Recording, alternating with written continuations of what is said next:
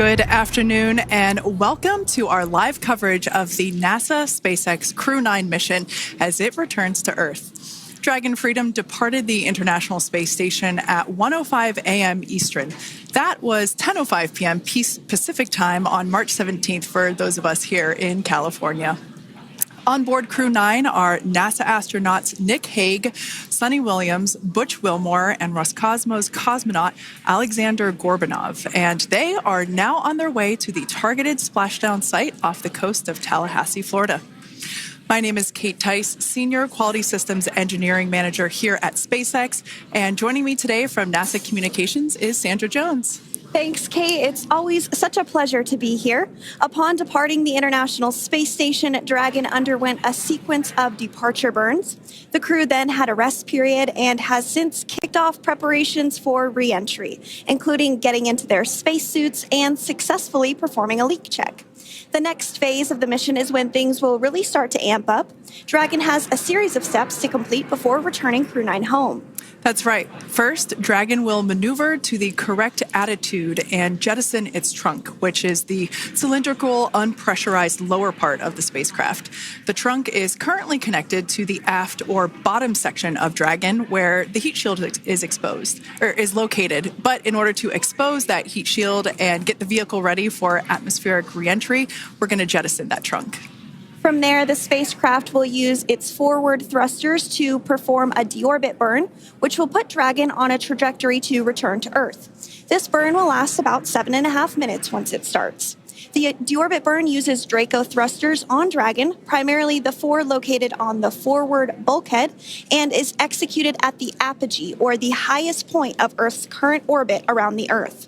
This deorbit burn will alter Dragon's path to ultimately line it up to re-enter Earth's atmosphere and splash down off the coast of Florida. Splashdown today is planned for 2:57 p.m. Pacific or 5:57 p.m. Eastern. The Crew 9 mission began a little differently than usual, since Butch Wilmore and Suni Williams were already aboard the space station when Nick Hague and Aleksandr Gorbunov arrived in the Crew 9 spacecraft in September. Having arrived as the crew flight test crew for Starliner, Wilmore and Williams were fully incorporated into the space station's Expedition 72 team and began research and other work aboard the station along with the other crew members. Additionally, Williams commanded the orbiting laboratory for much of the expedition. And after a successful liftoff and separation from Falcon 9, Nick and Aleksandr made a short flight on board Dragon to the International Space Station in September. Both veterans of long-duration station missions, both Williams and Wilmore conducted spacewalks during their 9 months in space. Having had the capacity to leave the station at any point, had there been some type of emergency, the crew members began packing for their voyage home about a week ago and worked through tasks and shared lessons learned with the newly arrived Crew 10 team, who arrived just a few days ago. For return operations such as this, NASA and SpaceX closely coordinate with the United States Coast Guard to establish a safety zone to ensure public safety and for the safety of those involved in the recovery operations, as well as the crew on board the returning spacecraft. Multiple notices are issued to mariners in advance of and during recovery operations, and Coast Guard patrol boats are deployed to discourage boaters from entering the splashdown zones. Now, we do want to stress to the public the need to respect this safety zone. Recovering a spacecraft from the water is a hazardous task, and any other boats interfering increases risk to the astronauts in Dragon, the teams working to recover them from the water, and the safety of those that come too close. So, for the safety of the crew and your safety, we recommend you sit back and watch as we'll be bringing you the best possible views of our astronauts' homecoming. And they will be the best views that you can get. So, let's take a minute to meet our returning crew. U.S. Space Force Colonel Nick Hague is your Crew 9 commander. He was selected by NASA as an astronaut in 2013. This was his second spaceflight to the International Space Station and third launch overall. He spent 171 days in space with Crew 9 and has a career total of 374 days in space. During his mission, he completed a spacewalk with astronaut Suni Williams. That was his fourth spacewalk, earning him a career total of 25 hours, 56 minutes of spacewalking time. Before Crew 9, Hague previously served as a crew member of Expedition 59 and 60 back in 2019. He flew with Aleksandr Gorbunov and NASA's Christina Cook. So this is his second time sharing the space station with Ovchinin. The Kansas native is a test pilot of a distinguished graduate of the United States Air Force Academy. Nick spent 5 months in Iraq in support of Operation Iraqi Freedom. He voluntarily transferred from the United States Air Force to U.S. Space Force in 2021 and is an active colonel. His wife, Katie, is a retired U.S. Air Force colonel, and they have 2 sons. NASA astronaut Suni Williams is a mission specialist for Crew 9. This was her 3rd visit to the space station. She originally launched aboard Boeing Starliner spacecraft and arrived at the space station on June 6th. And it looks like we are beginning to get some views inside the spacecraft, overlooking the shoulders of the crew on board Dragon. We'll continue to bring you those views throughout the day and views throughout Splashdown this afternoon rather. But to jump back into a little bit more about Suni, she became an Expedition 71-72 crew member, and she logged 286 days in space on this mission. But she actually has a total of 608 days in space, the second most time in space by a U.S. astronaut. Former NASA astronaut Peggy Whitson ranks first for the U.S. with 675 days in space. She conducted 2 spacewalks and has completed 9 over the course of her career for a total of 62 hours and 6 minutes of spacewalking time. She ranks 4th on the list of cumulative time spacewalking by a female astronaut. And she has flown on 4 different spacecraft types, including the Space Shuttle, Soyuz, Starliner, and now Dragon. Previously, she served on Expedition 14 and 15 in 2006 and 2007, and again with Expedition 32 and 33 in 2012. She's a retired U.S. Navy captain and is a proud graduate of the U.S. Naval Academy. NASA astronaut Butch Wilmore is also serving as a mission specialist today. This is his 3rd spaceflight and, just like Suni, logged 286 days in space. He conducted 1 spacewalk and completed 5 over the course of his career, earning him a total spacewalking time of 21 hours, 2 minutes. He's flown on 4 different spacecraft types throughout his career: the Space Shuttle, Soyuz, Starliner, and now Dragon. Previously, the Mount Juliet, Tennessee native served on STS-129 in 2009 and Expedition 41 and 42 from 2014 to 2015. Wilmore is also a retired captain in the U.S. Navy. And Aleksandr Gorbunov is a 3rd mission specialist serving on today's mission. Crew 9 was his very first spaceflight to the space station, earning him a total of 171 days in space over the course of his career. Gorbunov, along with Nick Hague, saw the arrival of 4 visiting vehicles and saw the departure of 4 as well. The duo orbited the Earth more than 2,700 times during their mission. Before his cosmonaut selection in 2018, Gorbunov worked as an engineer for a rocket space corporation and helped support cargo spacecraft launches from the Baikonur Cosmodrome in Kazakhstan. To prepare for upcoming events, Dragon is currently doing a couple of things autonomously. First, it's isolating the thermal control system fluid loops from the radiator. This system is what will help keep the internal temperature of Dragon very comfortable for Nick, Suni, Butch, and Aleksandr during the reentry phase. Dragon is also initiating separation of the claw mechanism, which will terminate data, power, and fluid connections between the spacecraft and the trunk in preparation for that trunk separation that I mentioned earlier. Now, as we saw before, we are hoping to get more views inside of the Dragon capsule. We will bring those, of course. We want to see more of our 4 crew members. But now a bit more of the Dragon Freedom capsule. It has flown on several missions for NASA. It first launched April 27th, 2022. To the International Space Station on NASA's SpaceX Crew 4 mission. It was subsequently used for 2 private spaceflight missions to the space station for Axiom Space, Axiom Mission 2 in May 2023, and Axiom Mission 3 in January of 2024. And of course, Crew 9 launched last year, is September 28th. So, yeah, a little bit about the Dragon Freedom capsule. Here, a view that we have once again between the shoulders of Commander Nick Hague, who is on the left-hand side of your screen there, and Mission Specialist Aleksandr Gorbunov there on the right. That's right, Kate. And the next major milestone that we're looking ahead towards this afternoon is claw separation. We're targeting that claw separation at 2:05 p.m. Pacific time this afternoon, so less than 10 minutes from now. Continuing to get some views inside Dragon Freedom. To the far left there is NASA astronaut Butch Wilmore. And as you can see, the crew is suited up in their space suits. They are suited up in what we call dynamic phases of flight. So when they launch, when they dock, when they undock, when they return back for splashdown. We might hear some call outs on the loops about putting their visors down. That will happen just prior to deorbit burn. And you'll hear us pause when some of those communications happen. That's because we want to make sure that we are relaying the best information to you all, and so that you hear it as well. So if you do hear us pause, that is what we're doing. You also see they have their on there, and I know the gloves are pretty unique on the Dragon spacesuits, right? They're custom created? Yes. The spacesuit overall is custom fit for each astronaut. These gloves enable usage of the touchscreen panels that they have in front of them.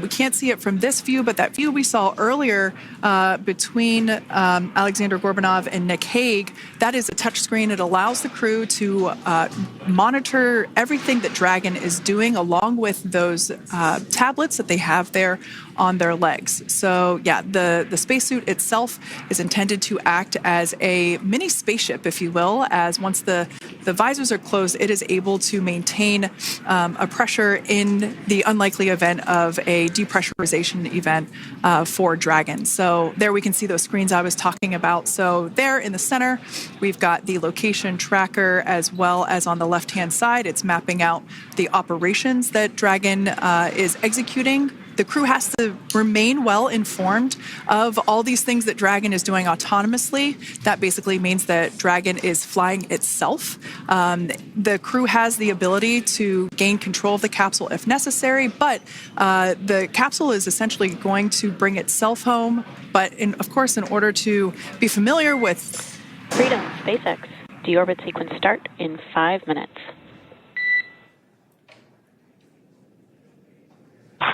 Freedom capsule. And so we did hear that call out for the deorbit sequence start to begin here in 5 minutes. That call from the ground came from the core, or Crew Operations Resource Engineer here in Hawthorne, Mission Control just behind us. And that went up to Commander Nick Hague. He's going to be doing the majority of the communications during the flight downhill today through Splashdown, and they'll be communicating with the core all along the way. Now, we did mention that they are flying on Crew Dragon Freedom. The naming of spacecraft has gone all the way back to the very beginning of this human spaceflight program. This is a nod to Alan Shepard naming his spacecraft Freedom 7 during the Mercury program. And so the crew that first flew up on Freedom a few years ago had the opportunity to name this Dragon, and they named it Freedom. That was Crew 4 that was the first flyers on this spacecraft. It's also flown for Axiom Mission 2 and 3, and then, of course, today for Crew 9 as well. Yeah, actually, fun fact about this particular capsule, of those 4 missions that Sandra just mentioned, we have seen daytime splashdowns for 2 of those. Today will mark the third daytime splashdown. So there's something lucky about this particular capsule that gets daytime splashdowns. Nighttime is great because we can see even more clearly the capsule streaking through, but I personally love the daylight views because we really get even better views of the recovery team operations during that phase of the mission. Yes, absolutely. And if you follow along with our missions, you'll know that sometimes weather is a watch item when it comes to undocking and splashdown. We do splashdown in the water, so we want to ensure that parameters like wave heights and wind speeds and precipitation, lightning, all of that is looking good for the crew and the safety of those recovery personnel. And today the weather is just pristine. We got off of space station on the very first attempt. So I'm joking around and saying that it was because it was St. Patrick's Day and we got really lucky with the weather. I wouldn't disagree with that. Speaking of weather, we will be hearing from core probably around 2:20-ish. Typically, before we enter the period of loss of signal, or LOS, we will hear an entry briefing from the core, the Crew Operations Resource Engineer, and they will deliver important information like updated anticipated splashdown and loss of signal times to the crew, as well as the wave height and wind speed. So we'll be standing by to listen in on those. Like I said, that will happen shortly after. Typically after trunk separation. I can't quite remember if it's before or after deorbit burn. It must be before. But in any case, we'll be hearing all of that coming from core. In fact, that individual is seated there in the room on your screen. That is SpaceX Mission Control in Hawthorne, California. That room is located just over our shoulders. And that is where Dragon operators are standing by on console, monitoring the progress of Dragon as it continues its way home. It's been, at the point of splashdown, it'll be about 17 hours since Dragon undocked from the International Space Station. The team there in mission control, there are multiple teams, in fact, and they cycle through shifts to ensure that everybody gets the required rest and sleep periods, just like the astronauts on board. And that Crew Operations and Resource Engineer is seated there in the room, and that, like Sandra said, is the primary voice that we'll be hearing communicate from the SpaceX team to the crew on board.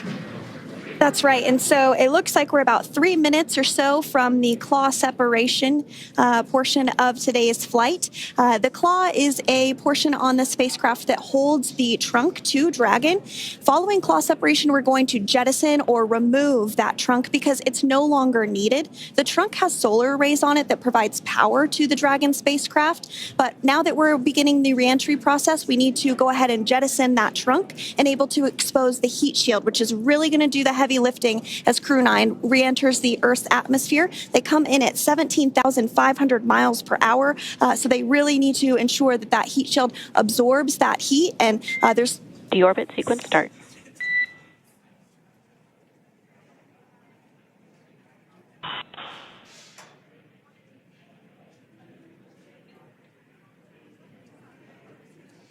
And so we did just get communications there that the deorbit sequence start has begun.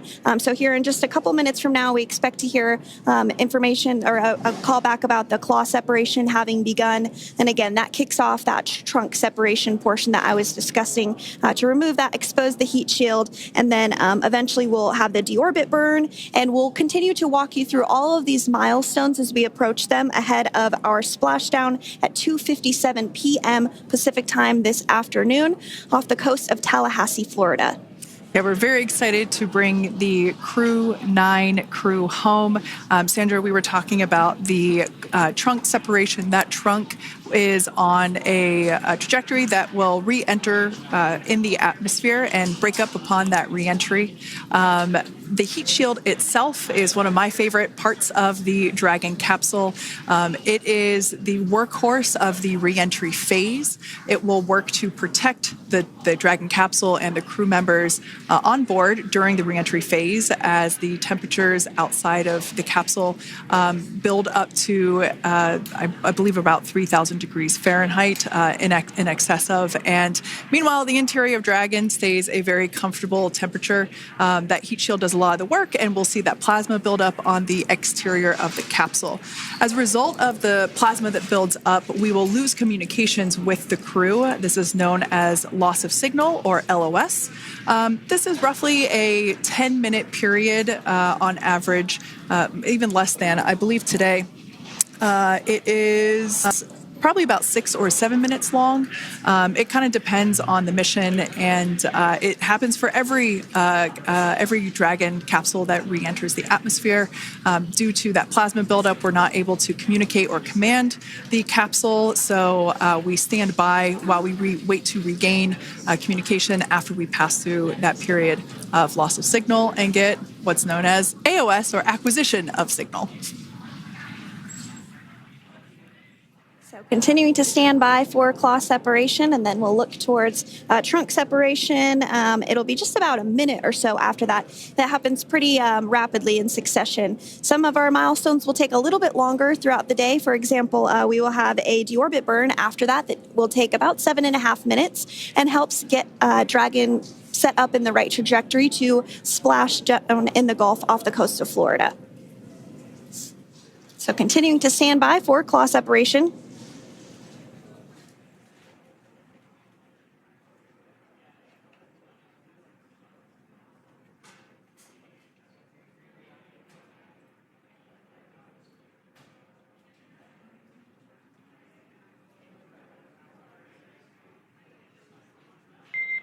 Nominal trunk jettison. All right. Freedom copies. Great news there. That trunk has been jettisoned from the Dragon capsule. So the claw was separated. That's the mechanism that connects the telemetry and power between the Dragon capsule and the trunk. In order to expose the heat shield underneath Dragon, we had to jettison that trunk, and so we just got confirmation that that has happened. So that is great news. Basically means that telemetry is looking good and that the nitrox system is primed for cabin and suit cooling, and the heat shield, like I said, is now exposed and ready for atmospheric reentry. The trunk served its purpose by gathering energy from the sun through its solar cells and converting that to battery power. Since we separated the trunk, we can't generate any more new power, but we really don't need to since we're coming home and Dragon has enough battery power already stored. Now, up next, the final steps that Dragon will perform prior to reentry: the slew, or the maneuver to deorbit burn attitude, and then the deorbit burn itself. This deorbit burn is the last time that the forward Dracos, which are the 4 thrusters located on top of the spacecraft under the nose cone, it's the last time that they will ignite.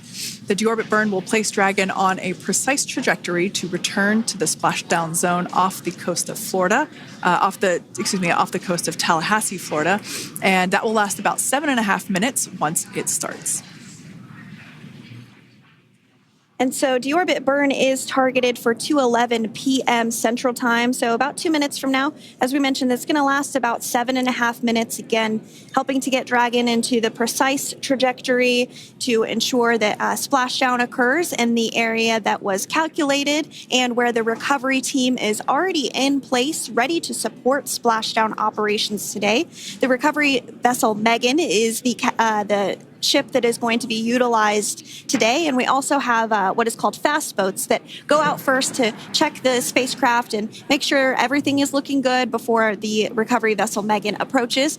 So that whole recovery process takes about an hour, I would say, from the time the crew splashes down to the time they're on the boat and the crew gets out of the capsule, and we'll continue to bring you live coverage through every step of the way today as Crew 9 returns home. Indeed. Now, let's take a little bit of a closer look at Dragon. One of the great things about being close to the space station is that we can use space station cameras to look at Dragon. But now that Dragon is on its way home, we don't have those external cameras. So here's an animation of what the capsule looks like. We've got the pressurized section, the capsule on the top, and the trunk, or the unpressurized section, on the bottom. That's where those solar panels that we manufacture in-house are located, soaking up the energy from the sun and turning it into power for the capsule. At the very top of the capsule is the nose cone. That is where the Dracos, the forward Dracos, are located. That nose cone is currently open, not closed like we saw in that animation. Once we get through the final maneuverings for the re-entry phase, we will close the nose cone capsule just before Dragon begins its atmospheric entry to protect that forward hatch there located along with those forward Dracos. So go ahead. Oh, that's right. I was going to mention that the nose cone does open shortly after launch, and it remains open the entire time that Dragon is docked to the International Space Station. So as an example for this particular spacecraft, Freedom, since September when it docked to the International Space Station, remains open that entire time, and here shortly it will close for the very first time since September. So quick recap of what Dragon has done in recent history here. We basically began preparations for re-entry known as the deorbit sequence. So Dragon released the trunk. As we said before, we separated the claw, we released the trunk. It next will slew to the deorbit burn attitude. Slew basically meaning maneuver, so it will position itself correctly to execute that deorbit burn. We want the heat shield side to be facing forward, or first, if you will. We want that to be the leading edge of the Dragon capsule, as that heat shield is meant to basically be an ablative material for the heat that it will incur.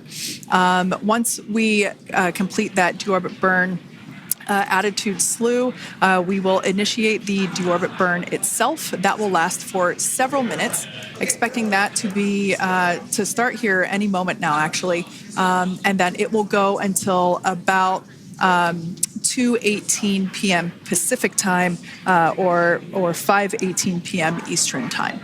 And I did hear confirmation that deorbit burn is underway. As we mentioned, it's about a 7.5-minute burn. So within the last 10 minutes, Dragon has jettisoned its trunk and initiated the deorbit burn just seconds ago.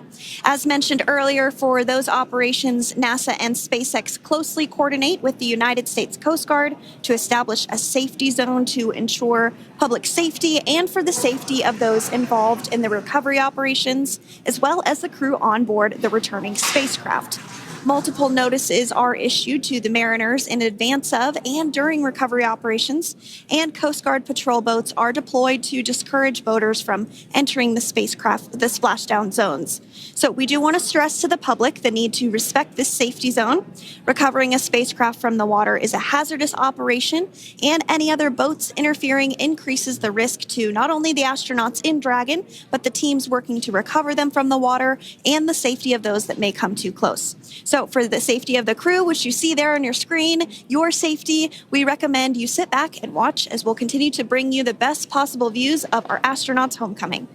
Yeah, as I mentioned earlier, this deorbit burn is the last time that we will utilize our 4 forward Draco thrusters. Forward basically meaning at the top of the Dragon capsule. Dragon Freedom has not yet entered the Earth's atmosphere. This deorbit burn is what will line the vehicle up and put it on its final trajectory to the landing site right off the coast of Tallahassee, Florida. So basically, it is the last burn that the Dragon spacecraft executes and is what really locks it in for that precise landing. As you can see on your screen right now, Nick, Suni, Butch, and Aleksandr are using their screens to keep tabs on the burn duration, the Draco firings, and trajectory details such as entry angle, spacecraft perigee, and how much distance remains until deorbit burn termination. As I mentioned earlier, Dragon is flying itself. So all the crew has to do is stay strapped into their seats and keep tabs on things. Although I must say, if I had one of those window seats, it would be pretty difficult to restrain myself. Now, with Nick, Suni, Butch, and Aleksandr ready to deorbit and splash down back on Earth, they will be heading to one of 8 targeted sites supported by SpaceX and NASA. All of these sites are located off the coast of Florida, either in the Gulf of America or the Atlantic Ocean. Spreading the supported sites across multiple locations helps maximize the return opportunities for this mission and future crews, lowering the chance that we'll have to wave off due to bad weather. For those of you following along, you'll know that today's splashdown marks our final Dragon recovery on the East Coast. After 6 great years of successful recovery operations off the East Coast, we'll be moving all Dragon recovery operations back to the West Coast. And as always, NASA and SpaceX jointly select our splashdown location. And for today, the prime recovery site is off the coast of Tallahassee, Florida.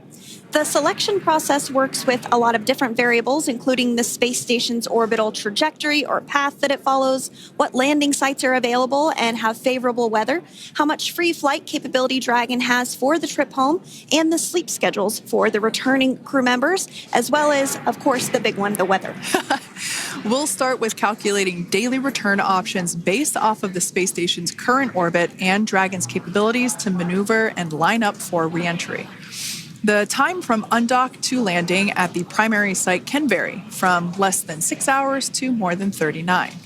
Getting home the quickest comes with some obvious benefits, but we always have to make sure the crew is properly rested for dynamic operations, preventing us from scheduling 20-plus hour days for them, of course. Trajectory and ballistic experts provide the daily opportunities that would line up Dragon with the 7 landing zones and split them into what we call ascending and descending opportunities. Dragon uses its Draco thrusters after leaving station to execute a series of altitude-lowering maneuvers and to line up with the selected primary site. It can also change to different alternative sites while in a free flight if sudden weather moves in that we may need to avoid. So, as we mentioned, weather is something we're constantly looking at, making the final call to proceed about 2.5 hours before the crew undocks. So for the Crew 9 return, we looked at a number of weather items. Some of the obvious ones are no rain or a chance of lightning in the recovery zone, both for the safety of the crew inside Dragon and the recovery teams in the water.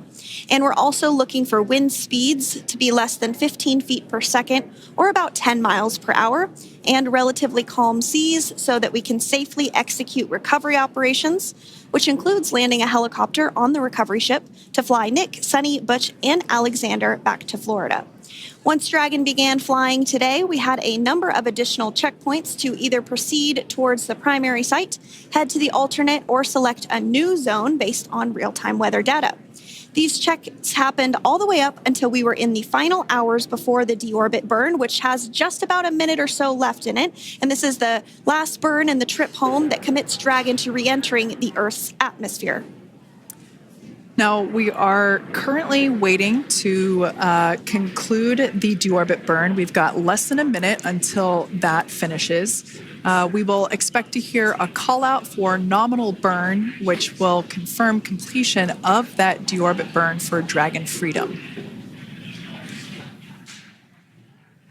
We can see images there from the touchscreen display panels that the crew utilizes in flight. We can see the visualization of exactly which one of the 4 forward Draco thrusters are firing. That's why you have kind of like a strobe effect there.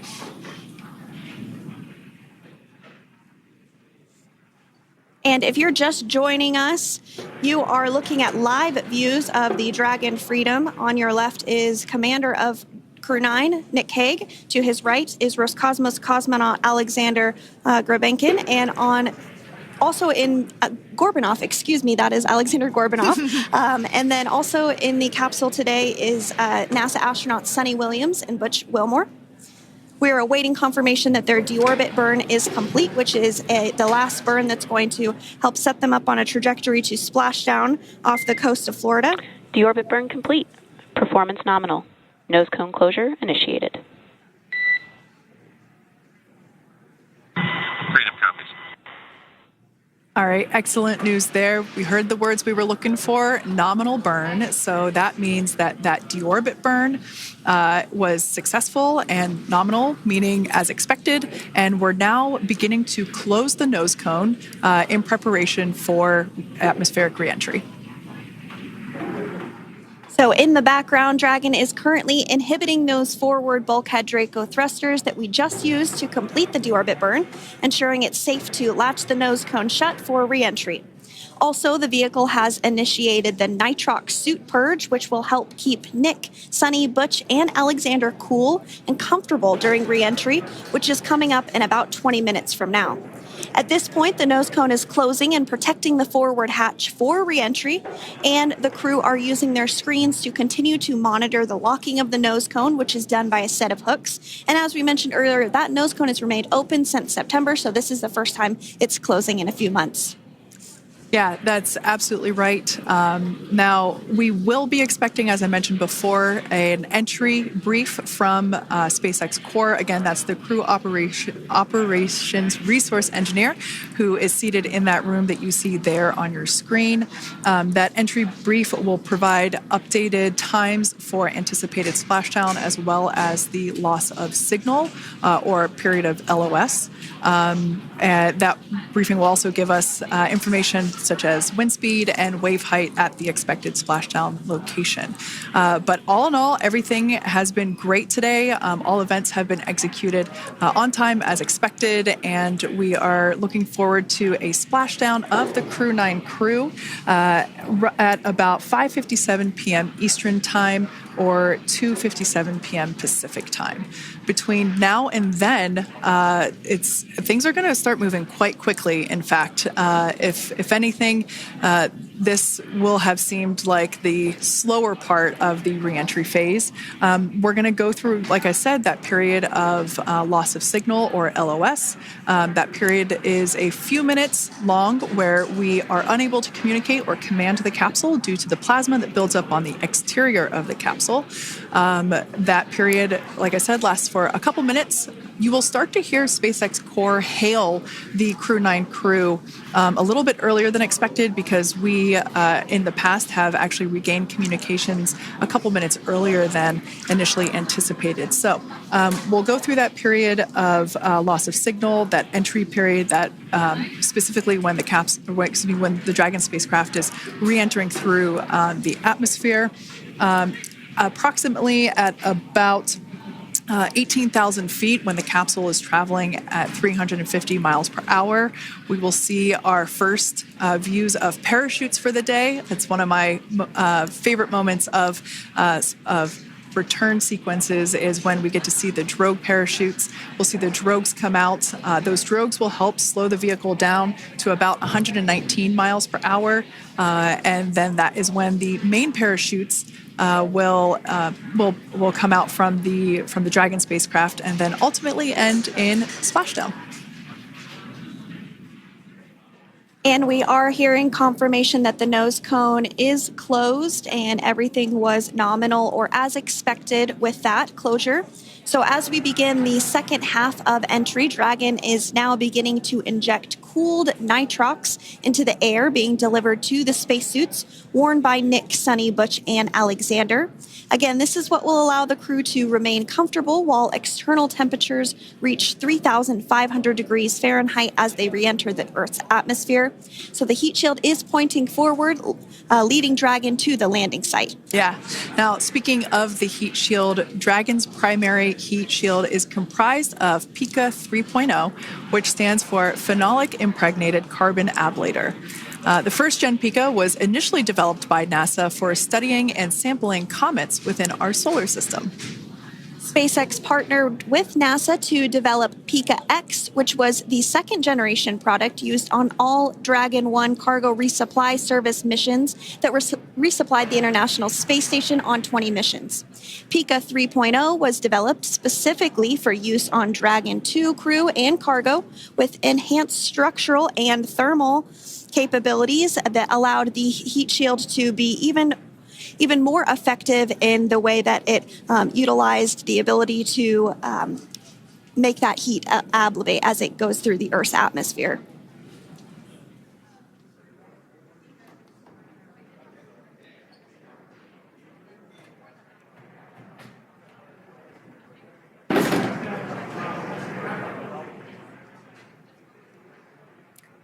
The remainder of Dragon is composed primarily of a SpaceX proprietary ablative material. It's another class of thermal protection which is lighter weight versus PICA and protects the underlying composite structure during reentry to ensure the structural capabilities are maintained.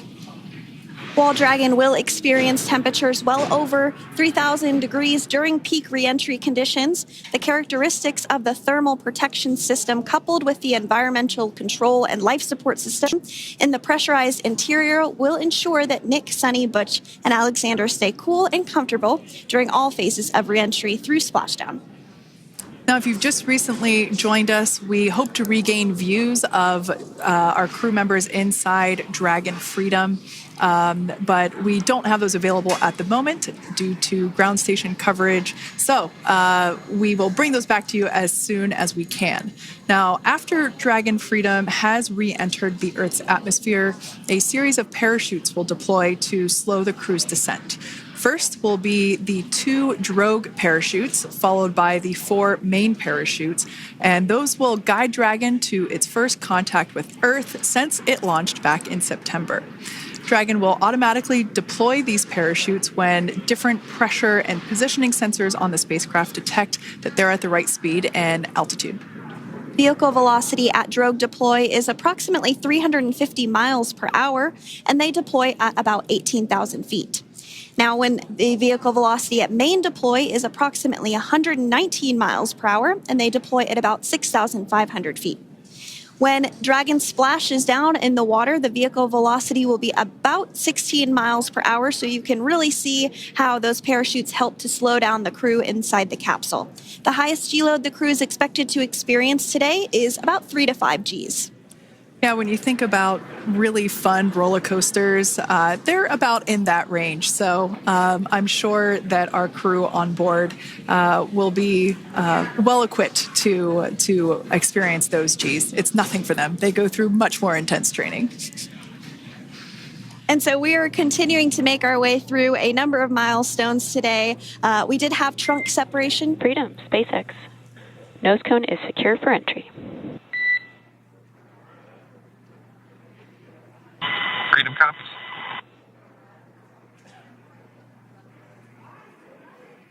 All right, great news there. That tells us that the final physical configuration change for Dragon is complete. We have closed that nose cone. This is the last physical change that Dragon undergoes prior to re-entering the Earth's atmosphere. It's important that that nose cone is completely closed because underneath it is not only where the 4 forward Draco thrusters are located, but it's also because that is where the forward hatch is located. That is the hatch that is utilized for the crew to ingress and egress from the station while it is docked on board. And since our capsules are flight proven and we reuse them on future space flights, we want to make sure that all of the integrity of that hardware remains intact. So that nose cone is successfully closed, and we're going to start moving pretty quickly here. As I mentioned before, we'll go through loss of signal. We'll get that signal back several minutes later, and then we'll see the parachute action. Yep, and then that's all ahead of Splashdown off the coast of Florida. We're targeting Tallahassee as our splashdown zone today at 2:57 p.m. Pacific time this afternoon. Now, you did mention the call to the crew. They'll do some additional calculations following that burn and potentially let us know if that splashdown time has changed at all. But right now, we are continuing to target 2:57 p.m. And you can see there on your screen a path of where Dragon will be re-entering today. So if you are in the southern tip of Mexico, you might have the opportunity to see Dragon. Because it's a daytime splashdown, you probably won't have too great of views, but potentially you'll have the opportunity to get a glimpse of it there. Once again, Dragon operators, they're monitoring the progress of Dragon through this re-entry phase. That is SpaceX Mission Control, located here in Hawthorne, California. That is also where the crew operations and resource engineer is seated. That person is the voice that we have heard multiple times and will continue to hear as the primary point of contact to the crew on board Dragon Freedom. We will also hear the voice of Commander Nick Hague.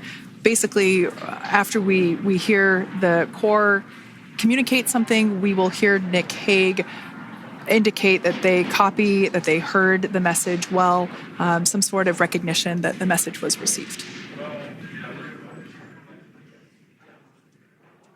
And if you joined us yesterday for our coverage during the undocking, we were communicating through something that's called a big loop. We do that when we're in integrated operations with the International Freedom, SpaceX, for entry sequence. Report when ready to copy. Ready to copy. All right, I've got some updated times for you. Our comm blackout start time is 2144. Our comm blackout end time is 2151, and our splashdown time is the same per your displays, 2157.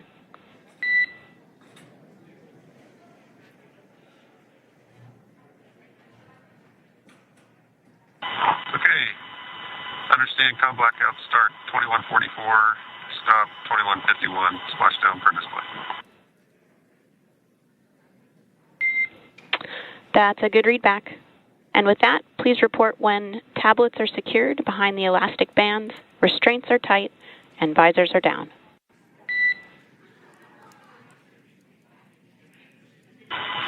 And copy, Wilco.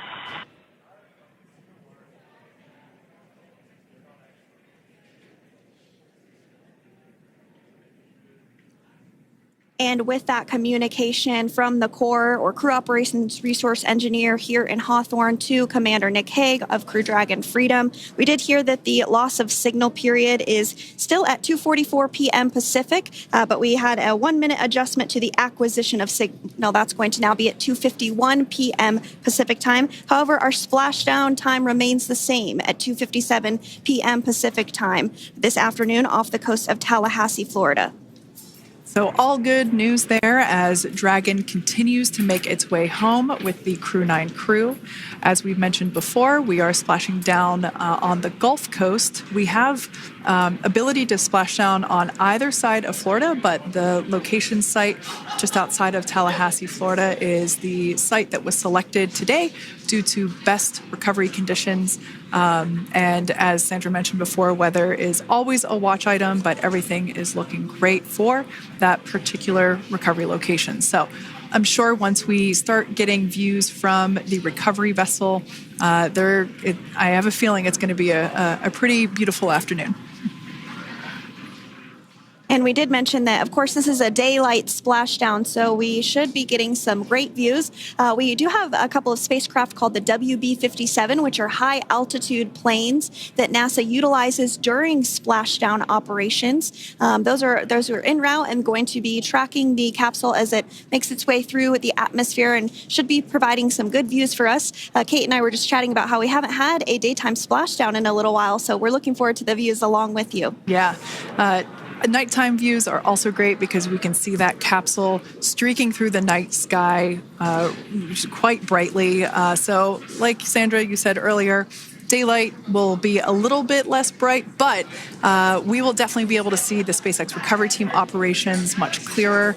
I could also imagine it's probably a little bit easier for the team themselves to do their work in daytime than at nighttime. We'll see them rush in really quickly with a couple of fast boats as they begin the initial safety checks and sweeps of the Dragon capsule, while also retrieving the parachutes from the surface of the ocean. The recovery vessel, the main recovery vessel, will continue to make its way closer to the Dragon capsule. It is stationed a couple miles away from the actual recovery location, the splashdown location, for obvious safety purposes. So it takes a little while for that vessel to make its way over, but once it's closer, we'll have even better views of those recovery operations. And you may be wondering why sometimes we splash down in the daytime versus the nighttime. And believe me, we would all love for these operations to happen during regular daytime working hours. But unfortunately, orbital mechanics just doesn't quite work out that way. So it has to deal with the location of the International Space Station, as well as where the splashdown zone is on Earth and that trajectory, as well as the phasing. So as we mentioned earlier, sometimes we have phasing as short as 6 hours, sometimes in excess of 30 plus hours. It just depends on where the targeted area is that the capsule is going to splash down. So today's phasing has been 17 hours since undocking occurred at 10:05 p.m. Pacific yesterday evening for us here in Hawthorne. Early wee hours for folks on the East Coast and other areas of the United States. Yeah, but regardless of whether it's daytime or nighttime, the SpaceX recovery team has trained and practiced and rehearsed for it all. So regardless of daylight, they are really efficient with those operations. And but like you said, Sandra, it has been a minute since we have seen a daytime splashdown on a NASA SpaceX crew mission. The last daytime recovery was on Crew 4, which was the debut flight for the capsule flying today, the spacecraft known as Dragon Freedom. And so, yeah, kind of a fun fact there in terms of the timing of that daylight splashdowns. once again standing by for more communication with the crew. The next event that we have coming up is the start of that period known as loss of signal. That is the period still expected at 2:44 p.m. Pacific time. This lasts for several minutes while the capsule is making its way through the Earth's atmosphere. The heat shield located at the bottom of the capsule, really doing all the work at that point in time in terms of using the atmosphere to slow the capsule down from its orbital speeds of 17,500 miles per hour. Our tablets are secure, restraints are tight, and visors down. We are configured for entry. Freedom, I copied. Tablets are secured, restraints are tight, and visors down.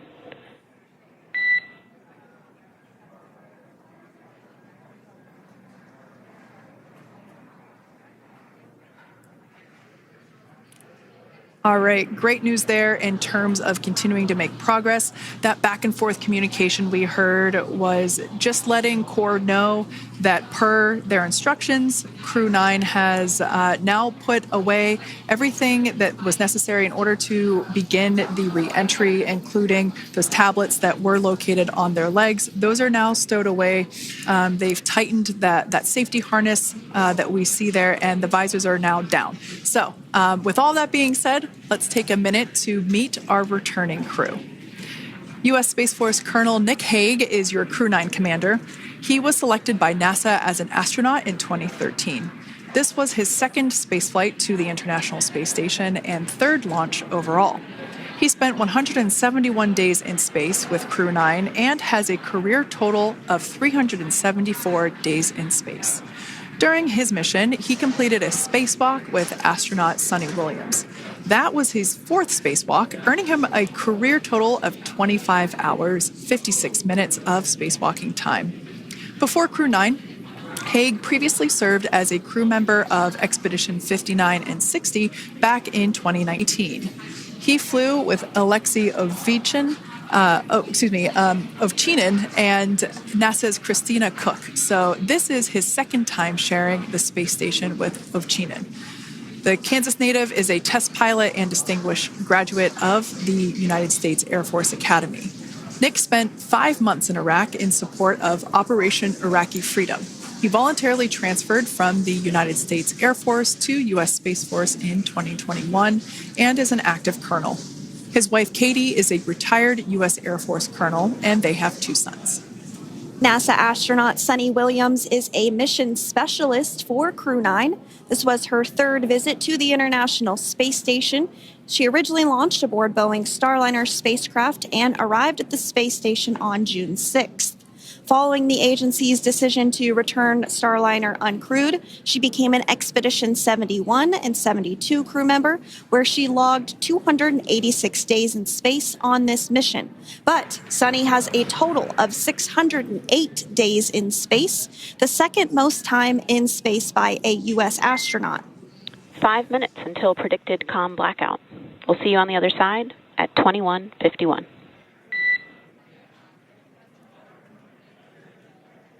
21:51. Talk to you soon.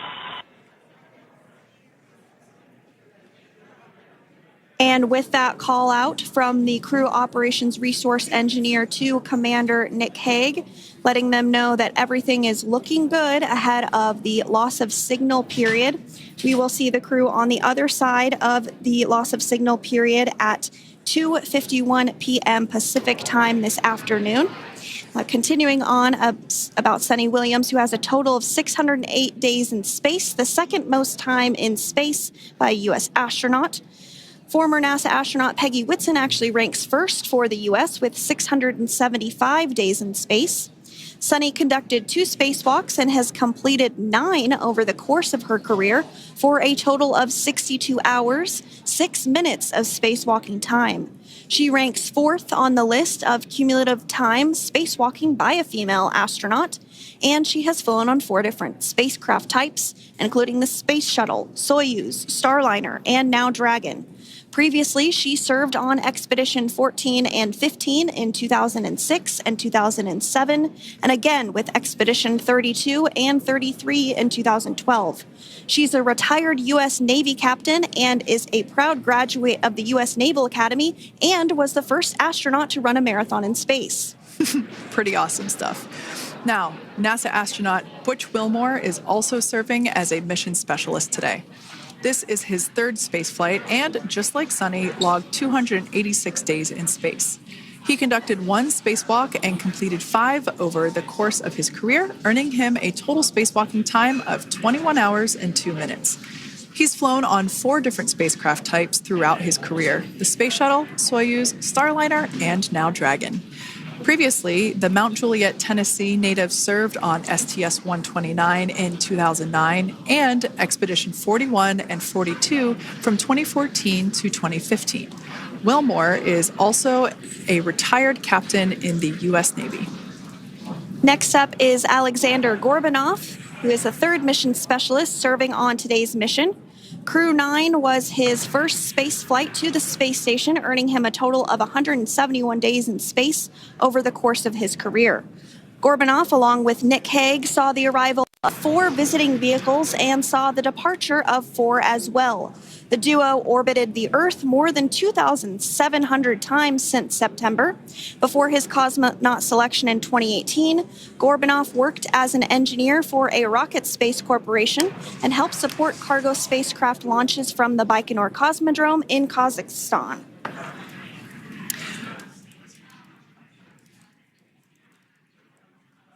So if you are just joining us, we are continuing to bring you live coverage of Crew 9's return to Earth following their mission aboard the International Space Station, where they completed science and research investigations. We are targeting splashdown off the coast of Florida at 2:57 p.m. Pacific time. The next major milestone that we'll look ahead towards is what we call loss of signal, or LOS, when we won't have communications with the crew because they will be re-entering the Earth's atmosphere. And during this process, there is plasma that builds up around that heat shield, so we are not able to communicate with the crew, but we are anticipating to regain communications with the crew at a short time from now at 2:51 p.m. Pacific time today. As we said before, everything continues to look good for the return of the Crew 9 team. We are about to go into that period of loss of signal. Once we get views of the crew inside the capsule, once again, we will be sure to bring those to you. But that period of time is when plasma is building up on the exterior of the capsule, generating heat in excess of 3,500 degrees Fahrenheit. So we are unable to communicate or command the spacecraft at that time. And that includes, unfortunately, video feeds as well. So as soon as we get the views back inside Dragon, we will bring those to you. But until then, we are going to stand by and continue to monitor the progress of Dragon. Like Sandra just said, we are anticipating the blackout period to begin at 2:51 p.m. Pacific time, 5:51 p.m. Eastern time. This will last for several minutes. It's not super exact, even though we are predicting acquisition of signal, or AOS, to come back at 5:51 p.m. Eastern time. In the past, we have regained communication sometimes a little bit earlier than that, so we'll probably start to hear Core begin to hail Crew Dragon a minute or two prior to that anticipated acquisition of signal. But right now, Nick, Suni, Butch, and Aleksandr are seated in their seats inside Dragon Freedom. Their visors are down, and they have put away or stored the tablets they had located on their upper leg to monitor Dragon's progress. Now they will be utilizing the touchscreen displays where the current operation and future operations will be displayed as they are able to monitor Dragon's progress continually. As I said before, Dragon is autonomous, meaning it is flying itself. So the crew stands by and monitors, and those touchscreen displays are what will be allowing them to do so and prepare for events such as parachute deploy. And while on board the International Space Station, Nick, Suni, Butch, and Aleksandr contributed to over 900 hours of science and research investigations, which is really the key purpose of the International Space Station. Now, the International Space Station is celebrating a major milestone this year where they will be celebrating 25 years of continuous human presence in November. So if you're younger than 25 years, you've never known a day where there hasn't been a human living and working aboard the International Space Station, contributing to key science and research investigations that impact our lives here on Earth. There's research being done on Parkinson's, on osteoporosis, on cancer research, and a variety of other studies. Additionally, the microgravity laboratory provides a jumping off point for us as we venture back to the moon and onto Mars through longer duration space flights. One such example that the crew worked on during this mission was an alternative exercise device. In microgravity, the crew has to exercise for about 2 hours a day because they're not having the effects of gravity on their body. So to prevent bone and muscle loss, we counteract that with 2 hours of exercise per day. On board the International Space Station, they have 3 ways in which they can exercise. They have a bike, they have a treadmill, and they have a similar to a weightlifting machine that counteracts the microgravity environment. But a particular experiment that this crew tested out was a combination of all 3 of those in one smaller device. And this is really critical as we continue on to the moon, Mars, and beyond, because space is really important in spacecraft. So if we have something smaller that the crew might be able to utilize, that can potentially help us venture out even further into the solar system. So science is really the name of the game when it comes to the International Space Station. Some of the other science highlights that took place during this increment that are particularly interesting to me was we had the first wooden satellite that was deployed. This is a study to see if other materials might be more resourceful or renewable in space. So I'm really excited to see the results of that one as well. Additionally, we had a couple of spacewalks that took place to not only provide maintenance to the International Space Station, but also where we swabbed the outside of the space station near vents to see if any microbes that we all have microbes on us, to see if any of those could survive in the harsh environment of space, which again is very important for us to know and understand as we continue to the moon, Mars, and beyond. Very exciting stuff. Now, at this point, we have now entered the communications blackout period for the Dragon spacecraft. This lasts approximately 7 minutes due to plasma formation around the spacecraft itself. During this time, no vehicle telemetry is received by mission control or the recovery team, and no external commanding of the vehicle or voice communication is possible. But as a reminder, Dragon is designed to fly itself. During re-entry, the vehicle will be slowing down from orbital velocity, which is approximately 17,500 miles per hour. The top temperature that Dragon will experience upon re-entry is 3,500 degrees Fahrenheit.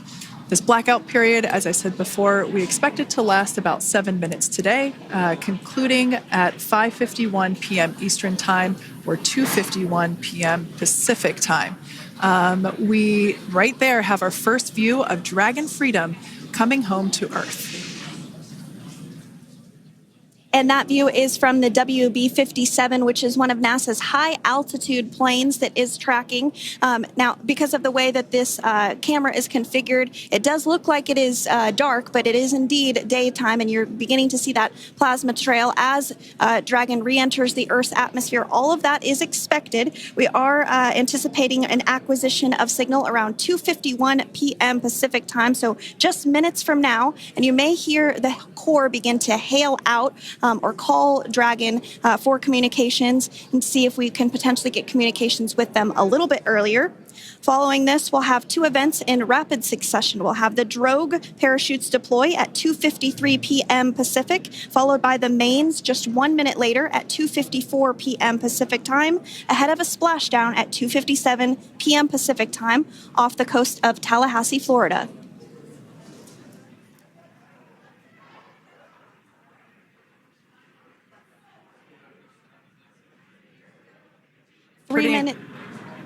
Pretty incredible views of the Dragon spacecraft making its way home back to planet Earth with the Crew 9 astronauts on board. Once again, this view is coming from the WB-57 plane. That heat shield we can see doing magnificent work as it works to... Freedom, SpaceX, Comcheck.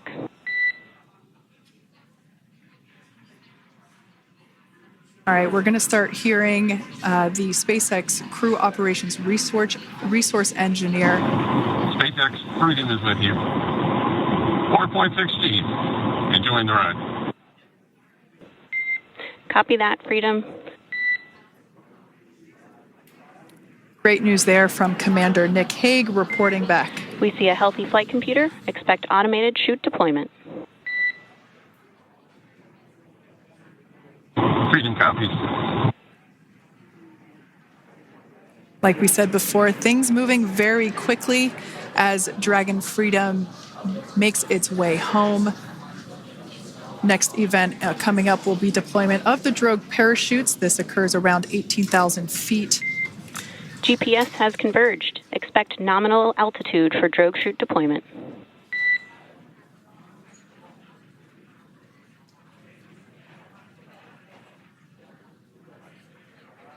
We're about 2 minutes away from deployment of those drogue parachutes. Now the heat shield is continuing to work to slow the vehicle down. That entry period, the Dragon spacecraft went from orbital velocity about 17,500 miles per hour down to about 350 miles per hour. So that really gives you a sense of why that plasma builds up on the exterior of the capsule, thanks to the heat shield and the work that it does. Those drogue parachutes will slow it down from 350 to about 119 miles per hour. We can see 15 kilometers. Brace for drogue window. We can see seat rotation happening inside the capsule. Great to get those first views of our crew members. Once again, the capsules are going about 350 miles per hour when the drogues are deployed. Those drogue parachutes that we manufacture here in-house are going to slow the spacecraft down to 119 miles per hour. And that is when we will see the main parachutes deploy, and that occurs about 6,000 feet above the ocean's surface. And we are expecting drogue deployment at 2:53 p.m. Pacific, so we should see it any second now. And there you are getting a great view of Crew 9 inside Dragon Freedom as it returns back to Earth. We are awaiting the drogue deploys. This view coming from the WB-57 high-altitude plane. And there you see it on your screen, drogue deployment. Drogue descent rate nominal. You can hear the crowd here. Visual on two healthy drogues.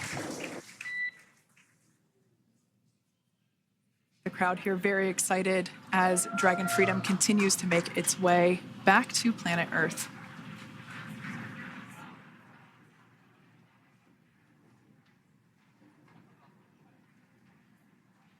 Next up, we'll stand by for the main deployment of the parachutes. The mains are quite a bit larger. You'll be able to notice the difference on your screen once they deploy, and they continue to ensure that the Dragon spacecraft slows down even further. As we mentioned, Freedom will be traveling 16 miles per hour when it splashes down off the coast of Tallahassee, Florida, here at 2:57 p.m. Pacific time this afternoon. And there we go. We have visual on four healthy mains. That view was from inside. Freedom copy. That view was from inside one of the buckets where the parachutes are located. So we see a great view there of the reefing on those parachutes. And as those main parachutes begin to inflate fully, 4 beautiful, healthy mains. Now awaiting visuals of Splashdown. SpaceX Freedom, 1,000. We'll start to hear Commander Nick Hague. Copy, 1,000. As we heard right there, Commander Nick Hague will be calling out the altitude of the Dragon capsule from here on out. Landing in water is simpler and provides more margin against unlikely parachute issues. You can see those parachutes continuing to slow the Dragon capsule down. And if you're just joining us, you're looking at 800 meters. a live view of Crew 9, just minutes away from splashing down off the coast of Tallahassee, Florida. Splashdown 2 minutes from now at 2:57 p.m. Pacific. We do have 4 healthy mains really doing the job there. Just breathtaking views of a calm, glass-like ocean off the coast of Tallahassee, Florida. Crew 9 just minutes away from splashing down. This is really such an incredible shot. Copy, 600. That was a live view from our recovery vessel, Megan, which is stationed a couple miles away from the splashdown site. We can see the crew there using their restraints as resting places for their arms. They were just in space moments ago, so their arms were able to float freely.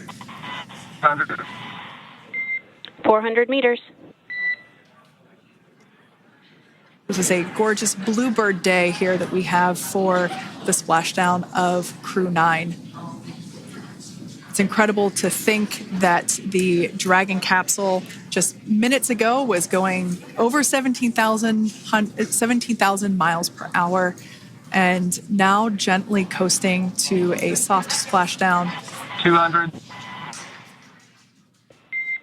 Copy, 200 meters. Brace for splashdown.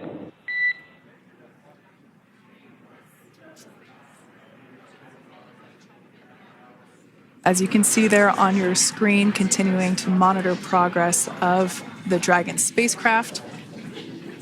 And we're going to stand by for splashdown, located in the Gulf of America, off the coast of Tallahassee, Florida.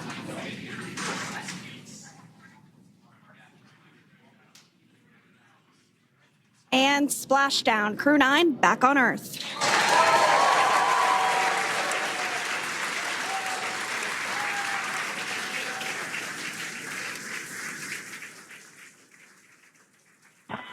And SpaceX Freedom, splashdown. Good main release. Copy, splashdown. We see main chutes cut. Nick, Alex, Butch, Suni, on behalf of SpaceX, welcome home.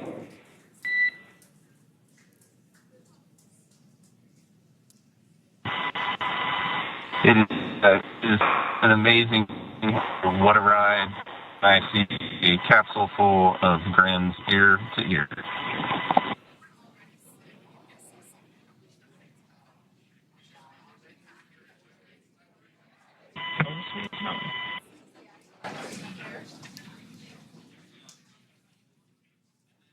And as you can see on your screen, we have visual confirmation of splashdown. Dragon Freedom has returned home and NASA astronauts. System safety verifications are in progress. We'll report back when recovery personnel are en route.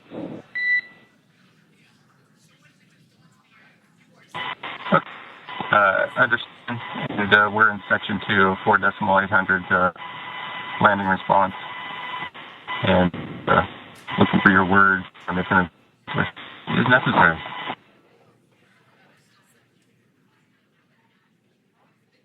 In the distance, we can see the recovery vessel making its way. Copy, you're in section 2 for the environmental assessment in 4.800. That is not necessary today. Understand. Raising 5. So we will continue to have communications between the Corps and Nick Hague, the commander of Crew Dragon Freedom, which just splashed down 2 minutes ago off the coast of Tallahassee, Florida. Dragon Freedom has returned home with NASA astronauts Nick Hague, Suni Williams, Butch Wilmore, and Roscosmos cosmonaut Aleksandr Gorbunov. They're back on Earth after approximately 17 hours of a return journey from space. The SpaceX recovery ship and team have been waiting for Dragon's splashdown, and they will now make their way to the splashdown location. The teams have been ready and waiting about 3 nautical miles away, so it's going to take them about 30 minutes or so to make their way to SpaceX Freedom. Pretty sure we're in Stable 1. Copy, Stable 1. We see the same. It's going to take about 30 minutes for the recovery team to make their way over to Nick, Suni, Butch, and Aleksandr, who are still seated and secured inside that Dragon spacecraft there on your screen. Incredible views there of that thermal protection system, or TPS. That Dragon capsule was pristine, white color before it departed the station, and we can see how the reentry phase, the thermal protection system did its job. Now, if you're wondering what that hole, that like bucket area is, that is underneath the side hatch. That is where the main parachutes were stored. So when we saw the Dragon capsule docked at station, it looked very different. The panel that protects and covers the main parachutes, that was still intact, as well as the panels that enclose where the drogue parachutes are located. We can see those fast Freedom. boats. SpaceX is go for recovery personnel to approach. Expect personnel alongside in the next few minutes. Freedom copies. We can see those fast boats. We weren't kidding when we said they were fast. While it does take about 30 minutes for the main recovery vessel to make its way over to the capsule, these fast boats will be doing a couple of things simultaneously. A couple of them are going to be working to retrieve the parachutes that you see in the background there of this drone shot. Those parachutes will be retrieved from the ocean surface. We want to make sure we are able to pull those out. The recovery vessel there closest to the spacecraft is going to be performing some safety checks. We can see there they're using an instrument that is basically working to detect if there are any hypergolic vapors or fumes that are still residing in and or around the Draco thruster nozzles or outlets. The hypergolic fuel, which is necessary for on-orbit burns to maneuver the spacecraft. Unfortunately, those hypergolics are unable to be breathed. They are toxic, and so this team here is doing those initial safety checks to make sure that it is safe for the rest of the recovery team to approach the spacecraft. They're also checking to make sure that any residuals from the pyros are safe and are not going to cause any issues. We can see the team working their way around the spacecraft to do these these sniff tests on all of those Draco thrusters. And as we continue to await the recovery of our Dragon spacecraft with NASA astronauts Nick Hague, Suni Williams, Butch Wilmore, and Roscosmos cosmonaut Aleksandr Gorbunov inside, Dragon has autonomously completed several steps to safe itself following splashdown. We are continuing to see Dragon in what is known as Stable 1 configuration. That's kind of the ideal configuration following splashdown. It's upright, and the Dragon capsule's in the right configuration for it to be hoisted into the recovery vessel Megan, which you do see a little ways off in your screen approaching. Dragon will continue to remain live on air with you through that recovery process, all the way through the point where the crew is extracted from the Dragon spacecraft. Now, if you are just joining us, the mission has gone smoothly so far. Dragon successfully splashed down off the coast of Tallahassee, Florida at 2:57 p.m. Pacific, 5:57 p.m. Eastern Time this afternoon. Approximately 17 hours prior to splashdown, Dragon autonomously undocked from the International Space Station, completed a series of departure burns, jettisoned its trunk section, and performed its final burn, the deorbit burn. This placed the Dragon spacecraft on a trajectory toward Tallahassee, Florida. Dragon successfully re-entered the Earth's atmosphere, followed by deployment of its parachutes to slow the spacecraft down to a gentle splashdown. We're now going to follow the Freedom. Hypergol sweeps and unfired ordnance checks are nominal. Rigging is in progress. Approximately 25 minutes until capsule lift. Stand by for PMC with SpaceX Flight Surgeon. Copy. And so what we did just hear there was communications that those hypergol checks were complete. They didn't find any of that upon those checks, so we'll continue to move through the timeline. Next up is a process called rigging, which you see happening right now on your screen. This is when a SpaceX recovery personnel actually works to climb aboard the capsule and work through procedures ahead of lifting onto the nest of the recovery vessel Megan. We heard it's going to be about 25 minutes or so until that lift actually takes place.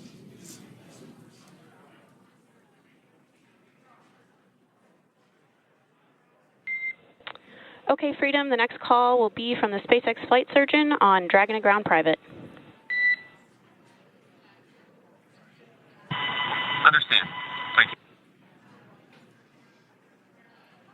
Callouts there indicating that the crew will have the opportunity to do a quick check-in with the SpaceX Flight Surgeon. This is standard procedure for every Dragon spacecraft when it returns to Earth. It's just an initial check-in, make sure everybody is doing okay. They will also have another check-in with the flight surgeon once they are on board that recovery vessel that you see there in the background.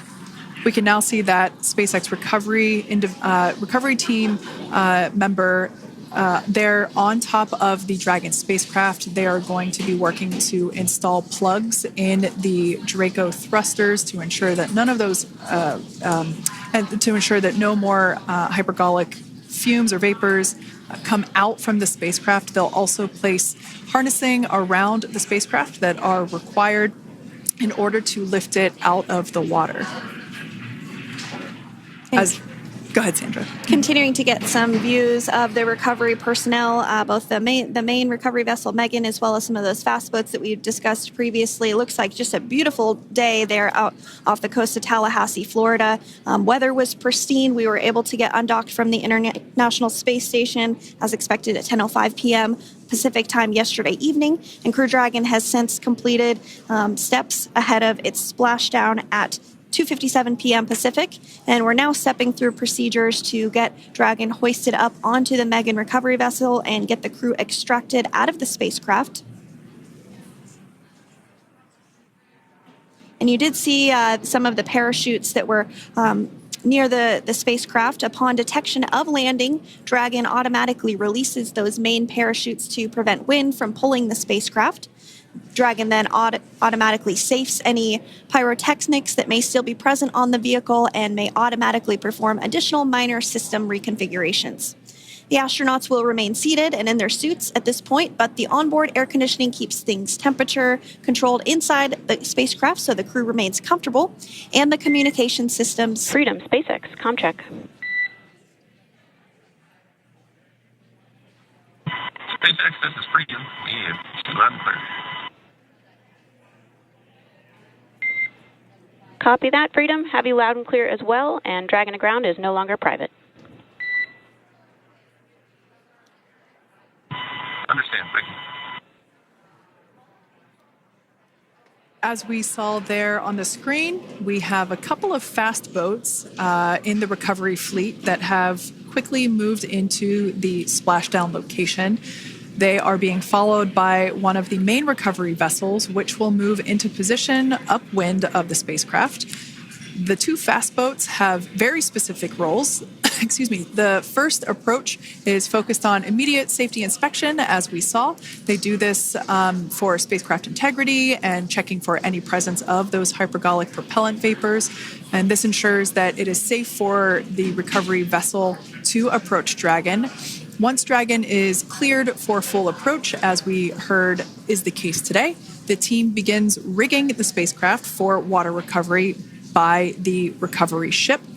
The second fast boat is responsible for parachute recovery and also serves as a redundant boat to the first one that makes the initial approach to the Dragon spacecraft.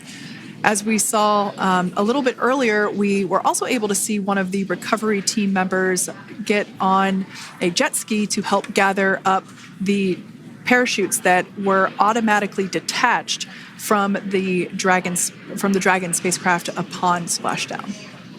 And it will take a little over 10 minutes for the recovery crew to complete their safety checks. Once complete, the team will begin preparing Dragon to be lifted. And as you see, they are preparing for that to take place at this point. As part of the preparation for this lift, one member of the recovery team has climbed on top of the spacecraft already so they can attach Dragon's hoist rings and connect to the lifting lines. It will take us less than an hour to raise Dragon to the recovery boat and remove the crew from the spacecraft. After medical checkouts, the crew will return to land within 4 hours by helicopter. And if no additional medical assistance is needed, the crew will board a waiting NASA plane and depart for Houston.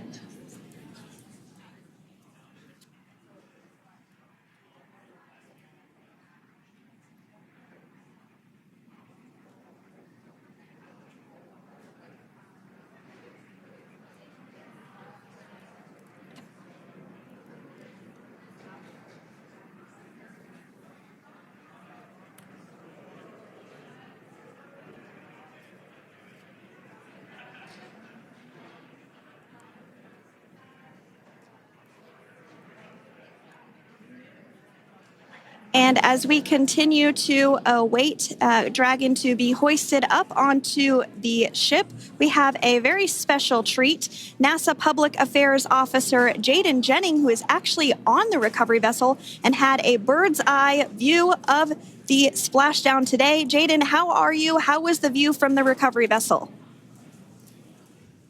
Hi, Sandra. How do you hear me? I've got you loud and clear, Jaden. It's so great to hear you.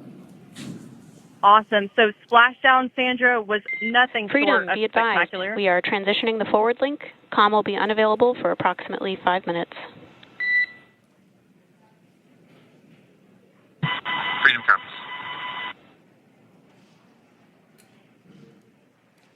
Thanks so much, Jaden. We did just have some communications letting us know that we'll have about a 5-minute period where we won't be able to hear from the crew. So please go ahead, tell us, how was the view from the recovery vessel? Absolutely. Yeah, I was mentioning earlier, Splashdown was nothing short of spectacular. And we were stationed about 1.5 nautical miles away from the splashdown zone and had great visuals here on the recovery vessel Megan. We actually saw a little of the smoke trail as the spacecraft was coming in, and then moments later we spotted those drogue chutes, and this was quickly followed by 4 healthy white and orange main parachutes. We then tracked Dragon all the way down as it slowly propelled into the ocean. And I think I speak for all of us on the ship when I say a new core memory was made today, and we are looking forward to having Crew 9 on board with us a little later. Jaden, that is amazing. Now, obviously, we are watching it here on camera, and the landing conditions look pretty good, but how was it from your perspective? What is the sea state out there? Absolutely. Absolutely. So we've had optimal conditions for splashdown, and today it is sunny and 63 degrees outside right now with clear skies, light winds, and calm seas. The sea looks absolutely beautiful right now, and light blue with the sun reflecting from it. And, Kay, I think the crew's going to like what they feel weather-wise on this picture-perfect day for splashdown off the coast of Tallahassee. Thanks so much, Jaden. It certainly looks like a beautiful day. Can you tell us a little bit about the journey of the recovery forces to get to this point? Sure. So one unique aspect of this recovery was the onboard training on station conducted for Butch and Suni to ensure they were ready to return on a Dragon spacecraft. That training covered all aspects of their return, including nominal and contingency departures, the orbit burn, splashdown, and post-landing ops, which is what this team is preparing for now. As for the recovery teams themselves, we started the day taking a series of helicopters out to the vessel. And as standard, the recovery director and crew support teams were on that first helicopter out and took the time to get everything prepared on the ship. About 2 hours before splashdown, they deployed those fast boats and jet skis into the water. I was actually on the second helicopter out, and we were on the vessel about an hour and a half before splashdown and landed on top of the helicopter pad on the Megan. And the teams have been working diligently across their respective disciplines this week, executing what can only be described, in my point of view, as a logistical masterpiece, just ensuring every detail has been in place for Crew 9's return. That is such great news. I'm so glad that you're able there to experience it in person. Now, can you tell us a little bit about what's next to retrieve the crew for the recovery personnel on board? Yeah, Kate. So coming up next, Dragon will be hoisted into the on-deck translation system, or the nest, at the aft end of the ship, and then will be translated pretty quickly towards that egress platform. We'll perform another series of safety checks as final precautionary measures just to make sure there are no hypergolic vapors present before opening that side hatch. And then once that side hatch of the spacecraft is open, the crew will be assisted out of the capsule one by one from NASA and SpaceX. Freedom, SpaceX, ComCheck. Freedom's got you loud and clear. Thanks, Nick. I've got you loud and clear as well. We have completed our forward link transition. Copy.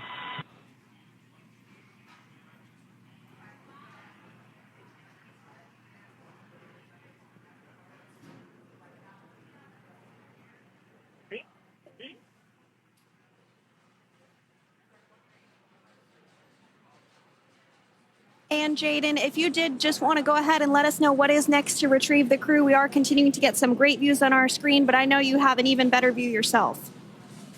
Oh, yeah, Sandra, this view is absolutely unbeatable. So just to kind of finish off what I was saying is once that side hatch of the spacecraft is open, that crew will be assisted out of the capsule one by one from NASA and SpaceX medical personnel, where they will then head to the med bay. And after those medical checks, they will get on that first helicopter out and arrive at the airport, where they will then board a NASA plane and then head back to Houston, Texas at the Johnson Space Center to begin their post-flight period.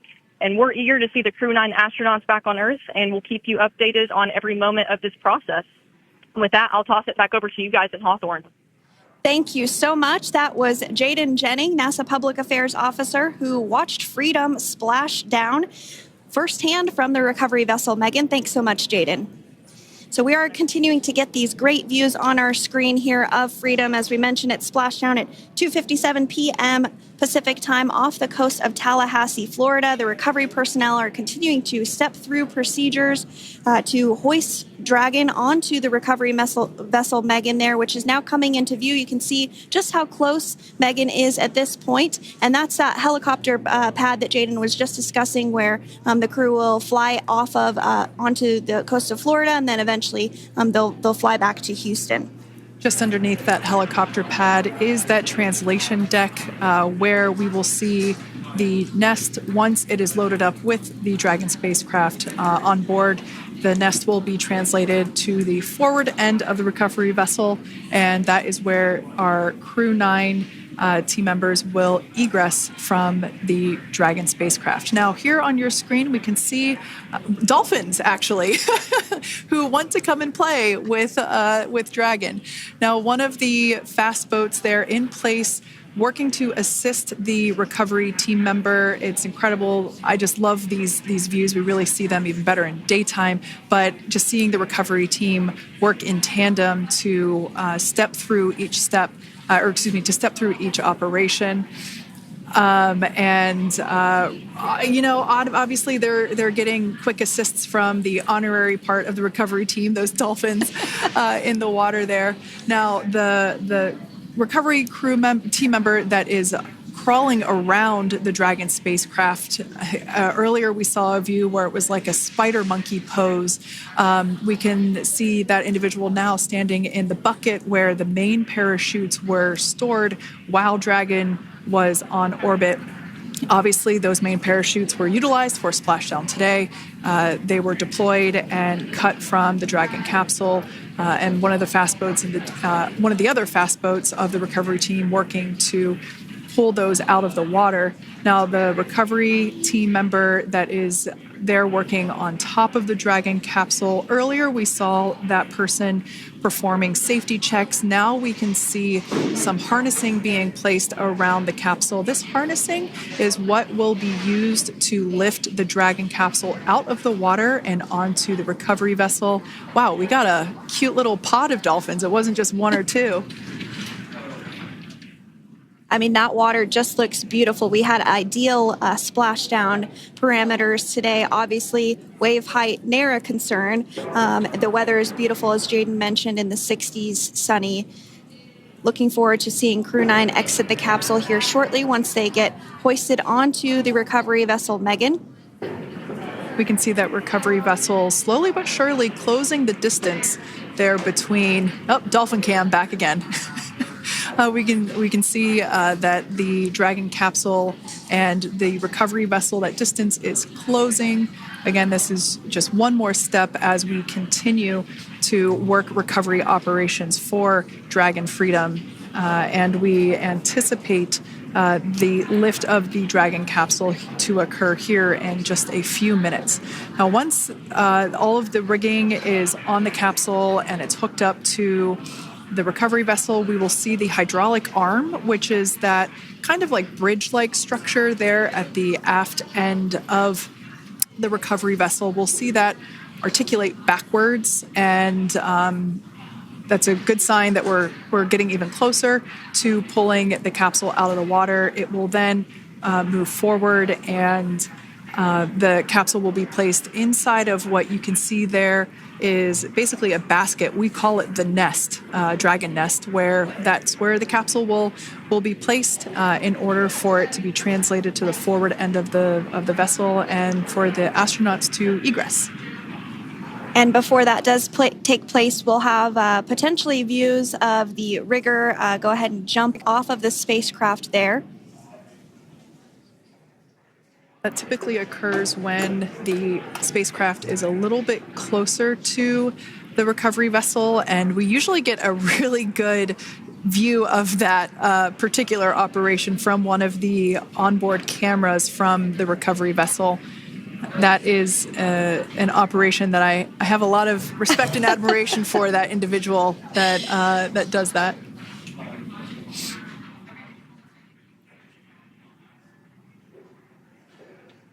So again, Dragon continuing to get closer and closer to the recovery vessel Megan. You see some of those ropes now coming into view as well. If you are just joining us, Crew 9 Splashdown off the coast of Tallahassee, Florida at 2:57 p.m. Pacific time with NASA astronauts Nick Hague, Butch Wilmore, Suni Williams, and Roscosmos cosmonaut Aleksandr Gorbunov. They're now working through procedures to hoist this spacecraft up onto the recovery vessel Megan. We just saw that hydraulic arm get lowered into the lifting position. That arm will be the mechanism that is utilized to lift Dragon up and out of the water and into the nest located there at the aft end of the recovery vessel.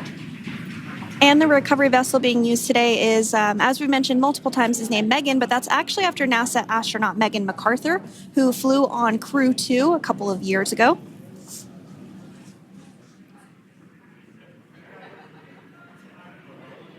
We're getting some views now from actually inside the boat. Yeah, you're exactly right. This view is straight down the recovery vessel.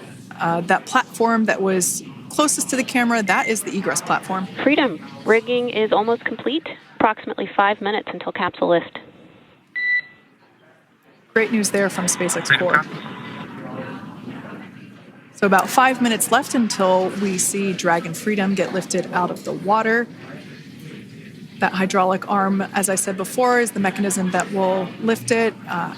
It's quite swift, actually, the whole process of getting the spacecraft. Brace for capsule lift. Bracing. There it goes, Dragon Freedom being lifted out of the water and onto our recovery vessel, Megan.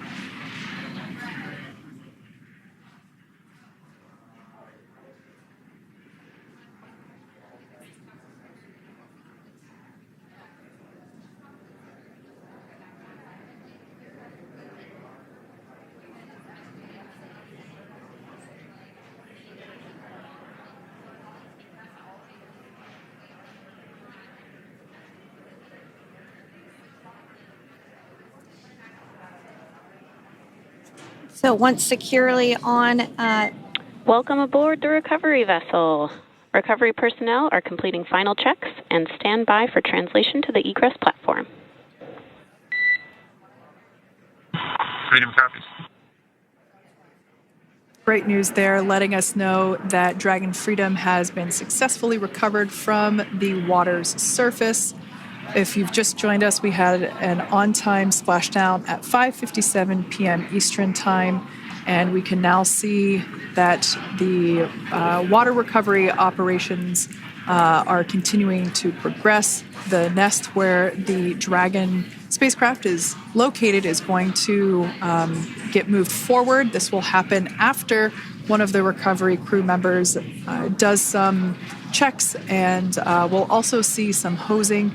Obviously, the spacecraft splashed down in salt water. Salt water is corrosive, and we want to try and rinse out as much of the salt water as possible to reduce that corrosion on the metallic structures.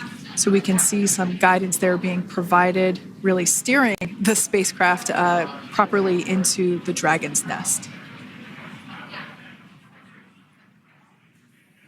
And it's been 30 minutes since Dragon splashed down, and as you can see there, the spacecraft is already on board the recovery vessel Megan. Things continuing to move very smoothly today throughout the entire operations from the deorbit burn up until this point as well. And Freedom, it looks like the positioning wasn't quite right, so they are working on repositioning the capsule in the nest now. Okay, copy that. Thanks.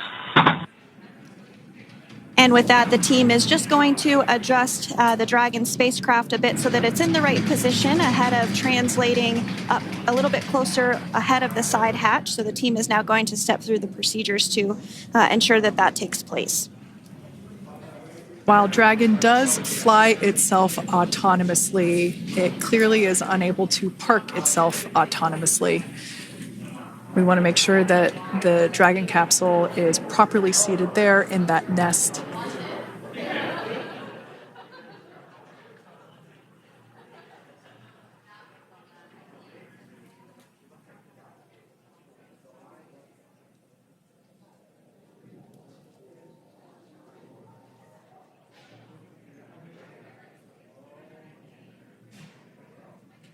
Once Dragon is fully seated in the nest, we'll probably see a bunch of that salt water come out from the bucket there located underneath the side hatch.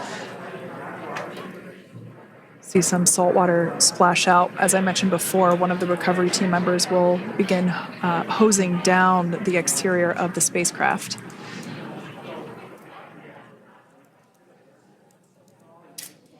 So you are continuing to get some great live views on your screen of Crew 9, which includes NASA astronauts Nick Hague, Suni Williams, Butch Wilmore, and Roscosmos cosmonaut Aleksandr Gorbunov, who splashed down off the coast of Tallahassee, Florida, 2:57 p.m. Pacific time this afternoon. Now working to get that spacecraft situated in the nest. Just making some final adjustments and tweaks to ensure that it's nice and secure.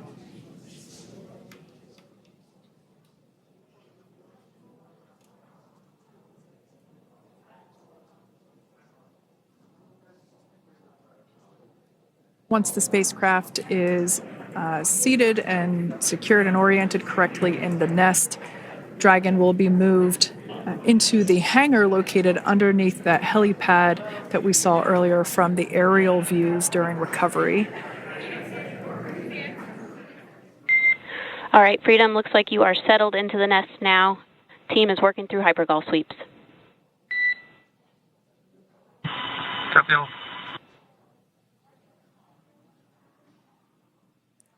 Call out there telling us that the recovery team is doing the second round of those hypergolic sweeps.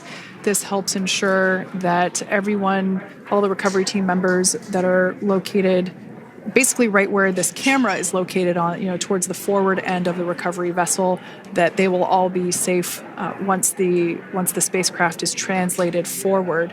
So we're just doing some additional steps to make sure that the hypergolic propellant that is utilized for maneuvering the Dragon capsule while on orbit, making sure that none of those vapors are still present on the exterior of the capsule. That's right. And there are a variety of individuals on board the boat that help with recovery operations. Not only do we have the recovery personnel that you see here, but we also have a doctor that will check out the crew members as standard procedure. As with any spacecraft that is returning from space, we always perform a medical check with the crew. So you will see the crew come out of the capsule and be placed on stretchers, just like with the Soyuz landing and with all of our Dragon splashdowns, that is the nominal procedure.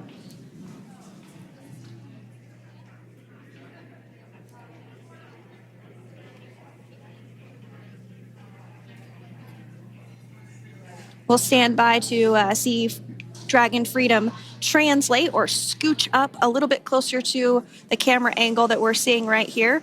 And then teams will step through procedures to get that side hatch opened. You see it right in the dead center of your screen there. It's kind of that rectangular shape. It has not been opened since Crew 9, which include Nick Hague and Aleksandr Gorbunov, launched back in September from the Kennedy Space Center in Florida. So that will be the very first time that hatch is opened. Once docked to the International Space Station, crew enter through the top hatch, which was where the nose cone is now closed. That's the hatch that they actually utilize to go ahead and get inside the International Space Station.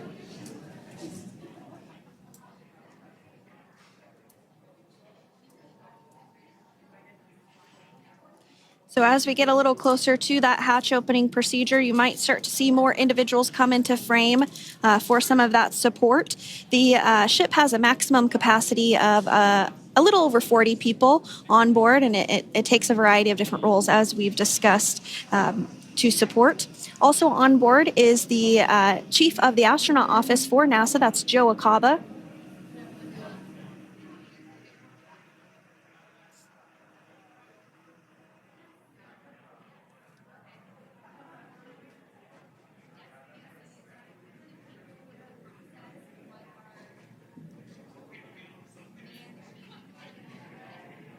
Now, while we are standing by for translation of the Dragon spacecraft to the platform there, the recovery platform that we see in the foreground, it is important to note that Nick, Suni, Butch, and Aleksandr will be getting assistance from the recovery teams while exiting the spacecraft. This is the same process for any returning long-duration crew members. As you could imagine, returning to a gravity environment can wreak havoc on our vestibular system, which is responsible for maintaining balance and motion. Of course, safety is our number one priority with this operation, so we'll see the crew members helped out of the spacecraft one by one, and they will be assisted the few feet to the medical quarters aboard the boat. And on board Dragon are three veterans space flyers. That includes Nick Hague, the commander, as well as Butch Wilmore and Suni Williams. Aleksandr Gorbunov is completing his very first space flight on this mission, and he completed 171 days in space along with Nick Hague.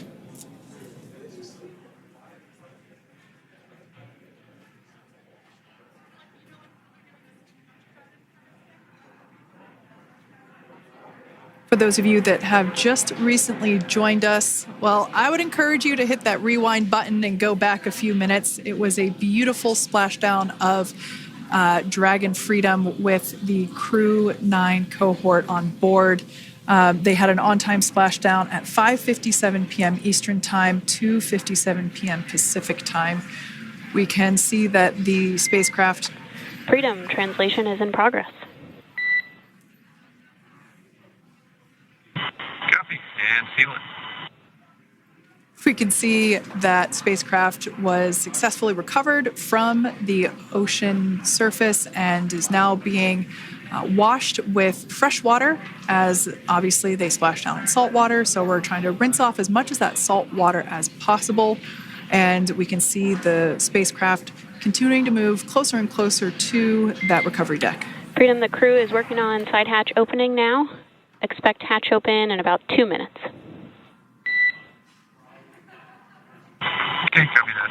And Kira, just wanted to say that to you guys, you and the team did an awesome job, both uphill and downhill. Just really, really impressed. Thank you. Thanks, Nick. It's been an honor. This is a pretty exciting moment coming up. We are working to open the side hatch.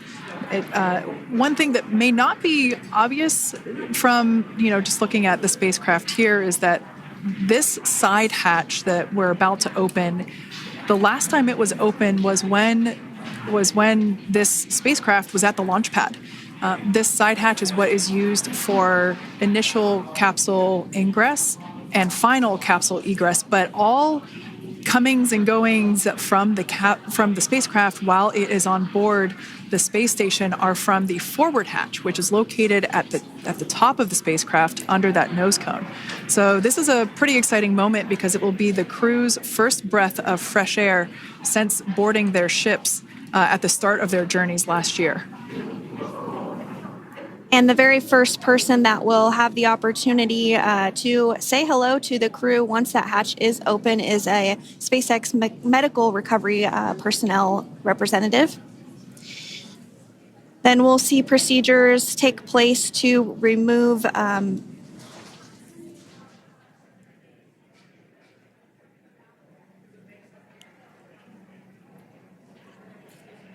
the footrests of Dragon. That will just help the recovery personnel get a little bit more room to access the crew and help get them out of the spacecraft.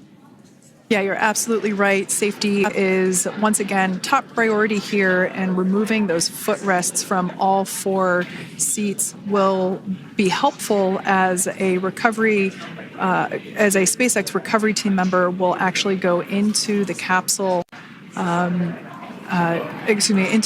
into Dragon Freedom to help the crew members unbuckle and stand up, and essentially we'll also see a fun little slide be put in place to help the crew members exit the spacecraft safely. So yeah, we're going to remove all 4 of those footrests to basically give a little bit more working room inside the spacecraft. That's right. And we did hear the go for that hatch opening, so we're just a couple minutes away from being able to see that. And then we might be able to get the chance to see a couple of views inside of the Dragon and see the crew following their splashdown. Now, opening that side hatch isn't quite like opening, the door to your car. We have to depress the seal around the side hatch, as well as, we'll now see them open that side hatch up.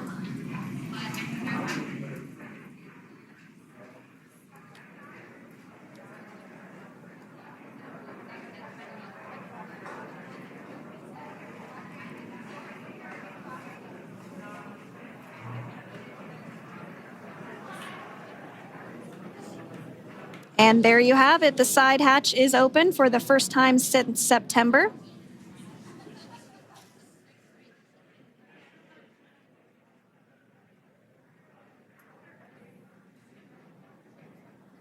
We can see some of the protective equipment there that was brought into frame that will help protect the edge of the side hatch, one from any potential damage. Oh, we can see the recovery crew member there taking photos of the side hatch seal. This is part of the standard operation for recovery.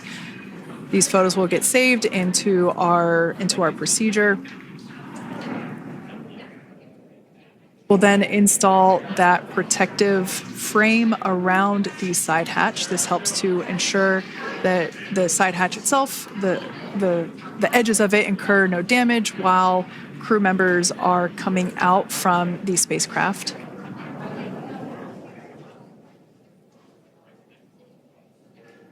If you missed it, there was also a recovery team member that went inside. So there are now 5 people on board the Dragon spacecraft.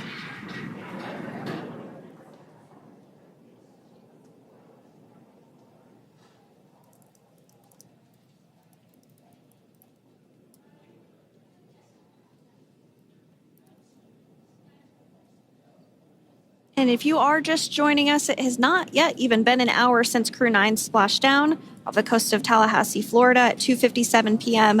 Pacific time. The crew is now on board the recovery vessel Megan, and the hatch is open.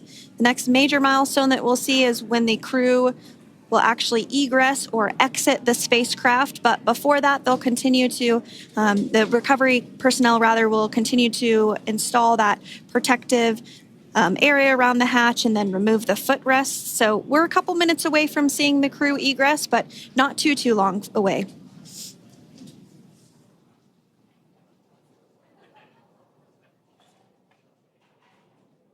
We'll probably see those footrests being handed out here in the near future, as I mentioned before. Oh, of course, we got to get a well-documented photo of the moment. Although we can't see it from here, I'm pretty sure there are 4 smiles on board right now. And we did hear that report out from the commander, Nick Hague, following Splashdown, that there were four smiles as far as he could see. Yeah, capsule full of grins. Now, generally speaking... And there we do see Crew 9, some happy waves, smiles all around back on Earth.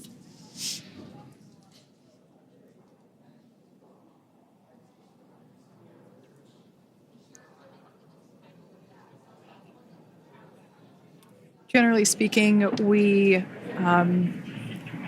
have the individuals in the 2 center seats of the spacecraft exit first.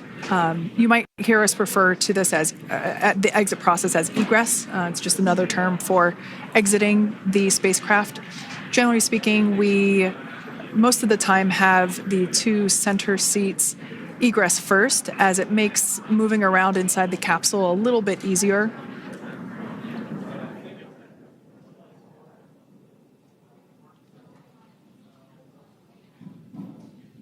We can see the tablets that were previously located on the upper leg of the crew members. We can see those being handed out to the recovery team.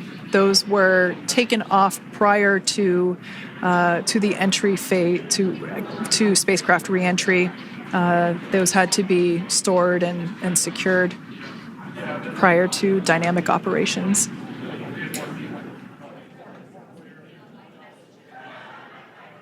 It looks like we are starting to see the footrests also be removed. I just saw one there on the screen. There are 4, of course, 1 for each crew member.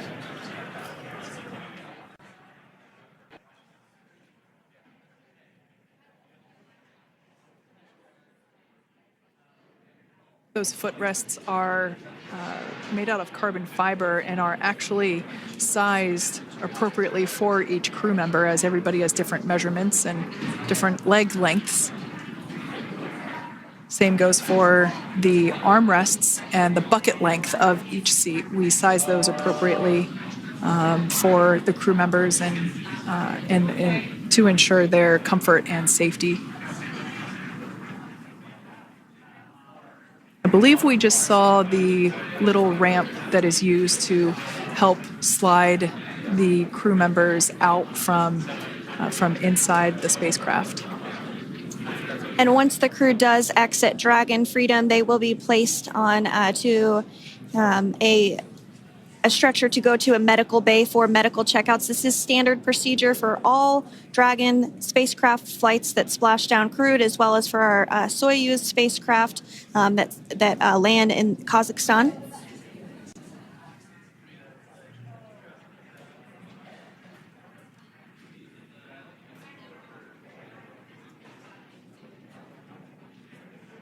We could see the exterior of Dragon Freedom quite clearly in this shot, and it's such a beautiful sight. I personally prefer the capsule when it has some of that charring from atmospheric reentry. It is the signature sign of a capsule that has returned to Earth.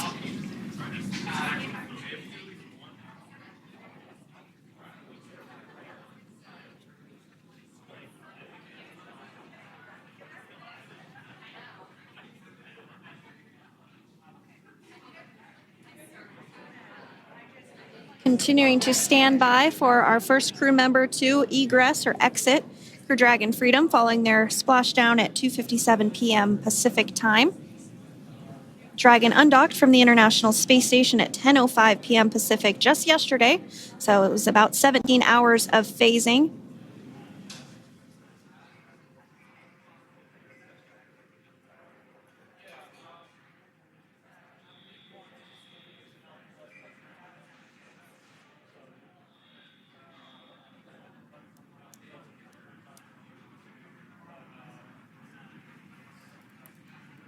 And while on board the International Space Station, Crew 9 contributed to 900 hours of science, over 150 research experiments and investigations, making great use of the microgravity lab of the International Space Station, which celebrates 25 years of continuous human presence this November.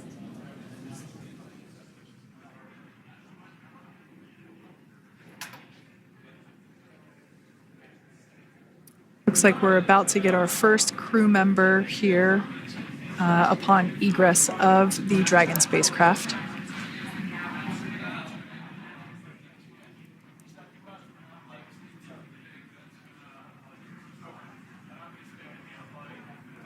So we are standing by for that egress.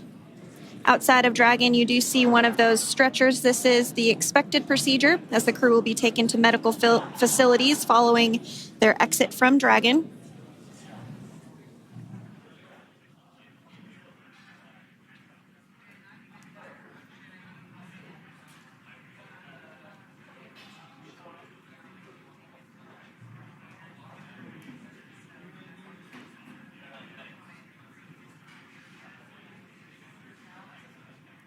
We can see folks on board clapping as our first crew member. And that is NASA astronaut Nick Hague, commander of Crew 9, now out of Crew Dragon Freedom. Some smiles, thumbs up, and a wave. Can't get any better than that. Yeah, that is one happy camper, that's for sure. As we said before, it is standard procedure for all of our long-duration crew members to receive assistance upon egressing from the spacecraft. We basically help them move off of the recovery deck and into the private medical quarters for their initial consultation with the SpaceX flight surgeon. So we'll see that take place for all 4 of our crew members today.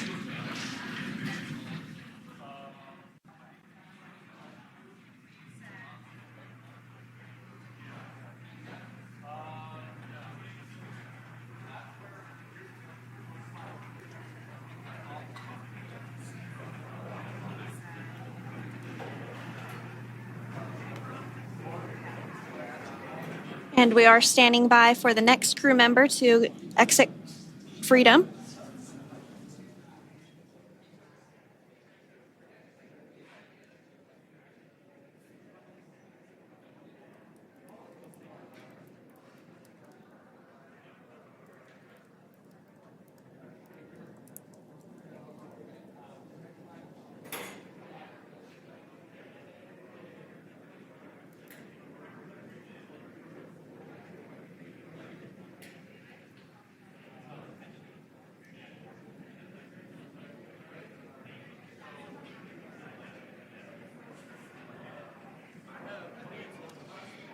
Next up out of the capsule, we expect Roscosmos cosmonaut Aleksandr Gorbunov.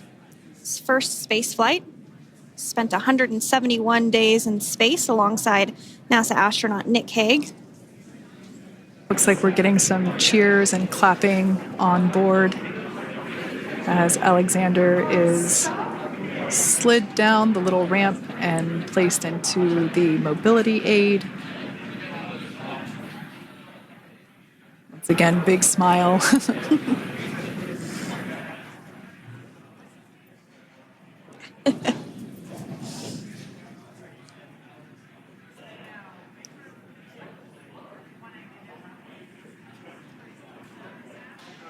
Now, the 2 crew members remaining in Dragon are NASA astronauts Suni Williams and Butch Wilmore. They completed 286 days in space. One of the remaining footrests being removed from the Dragon spacecraft.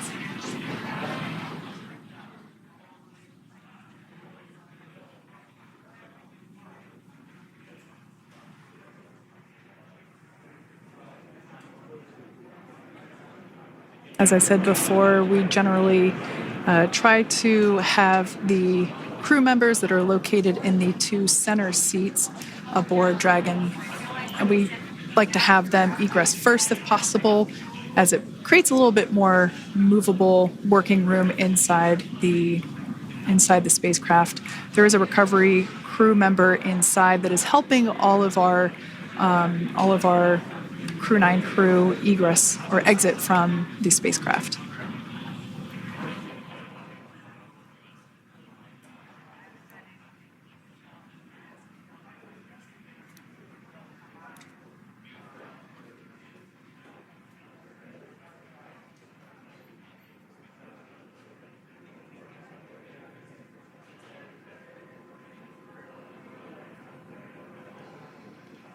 We are standing by for the next crew member to egress or exit Crew Dragon Freedom following the splashdown not even an hour ago at 2:57 p.m. Pacific time.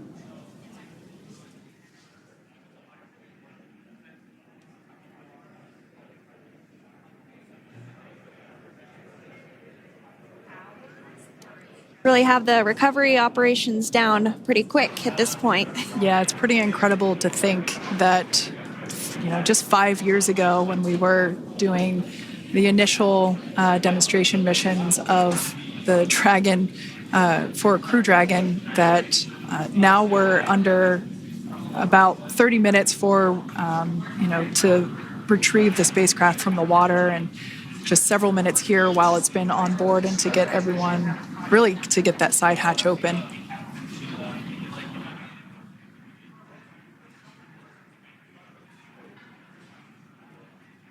For those of you that have just recently joined, the Dragon had an on-time splashdown. It looks like we're getting our next crew member here. That is none other than Suni Williams. Big smile, big waves. She, like her other crew members, now will be assisted onto the mobility aid.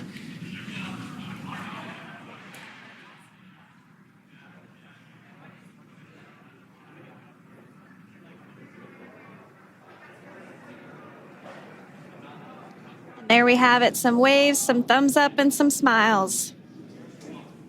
Definitely seems to be a theme among all recovery operations. Absolutely. And of course, that leaves NASA astronaut Butch Wilmore inside Dragon in seat 4.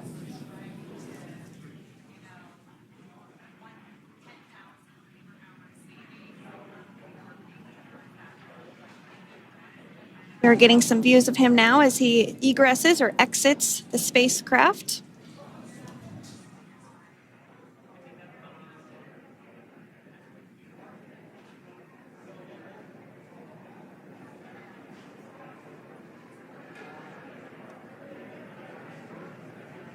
Once again, some elation and cheers there from Butch Wilmore. As we mentioned before, returning to Earth coming from a microgravity environment can wreak havoc on the body. So it is customary and just standard procedure for all of our long-term space residents to get assistance once they are back on board the recovery vessel.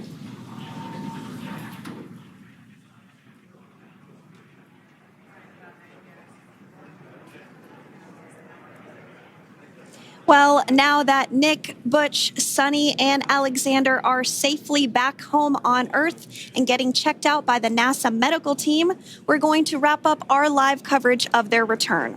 The Crew 9 mission began a little differently than usual since Butch Wilmore and Suni Williams were already aboard the space station when Nick Hague and Aleksandr Gorbunov arrived on the Crew 9 spacecraft in September. Having arrived as the crew flight test crew for Starliner, Wilmore and Williams were fully incorporated into the space station's Expedition 72 team and began research and other work aboard the station along with the other crew members. Williams commanded the orbiting laboratory for much of the expedition. After a successful liftoff and separation from Falcon 9, Nick and Aleksandr made a short flight on board Dragon to the International Space Station. Veterans of long-duration space station missions, both Williams and Wilmore conducted spacewalks during their 9 months in space. Like all crews on the station, Crew 9 had the ability to leave at any point had there been an emergency. With their full-duration mission coming to an end, the crew began packing up their personal items for their return to Earth about a week ago and worked through tasks and shared lessons learned with Crew 10 teams as they arrived a few days ago. Their journey home began about 17 hours ago when they closed the forward hatch to Dragon and undocked from the space station at 10:05 p.m. Pacific, 1:05 a.m. Eastern. After 4 successful departure burns and a phasing burn to line up their orbit, Nick, Butch, Suni, and Aleksandr rested for a few hours before waking up to prepare for re-entry this morning. We jettisoned Dragon's trunk and performed our final on-orbit maneuver, the approximately 7.5-minute-long deorbit burn, and that occurred at 2:11 p.m. Pacific, 5:11 p.m. Eastern Time. And that sent Dragon on its path home. The spacecraft re-entered the Earth's atmosphere and slowed its descent with successful deployments of 2 drogue parachutes and 4 main parachutes, with the final splashdown occurring off the coast of Tallahassee, Florida at 2:57 p.m. Pacific, 5:57 p.m. Eastern. Following that successful splashdown, we saw SpaceX recovery experts move in and prepare Dragon Freedom for its lift onto the recovery vessel. And just a little less than an hour following splashdown, we saw Nick, Suni, Butch, and Aleksandr make their way out of Dragon and into the recovery ship's medical facilities, safe and sound. Next up, they'll catch a helicopter flight back to shore, where they'll transfer to aircraft that will take them home. The astronauts will take a NASA plane for the short flight back to Houston, where they'll be reunited with family and friends to bring an end to this mission. It's been an honor and a privilege to share their journey with all of you as we continue this new era in human spaceflight. Return today marks the end of the direct handover we executed after successfully launching the Crew 10 mission to the space station just last week on Friday, March 14th. Thank you, as always, for joining us for tonight's coverage of the splashdown of Crew 9. Remember to follow SpaceX on X and NASA online and on social media for updates for the very latest on crew and cargo flights to and from the International Space Station. And we'll continue to share the progress of Nick, Suni, Butch, and Aleksandr on social media as they travel back home. We do also have a post-splashdown media briefing coming up at approximately 4:30 p.m. Pacific, 7:30 p.m. Eastern, where leadership will share a final update as we conclude this successful mission. So, from all of us at NASA and SpaceX, welcome home, Crew 9. So long.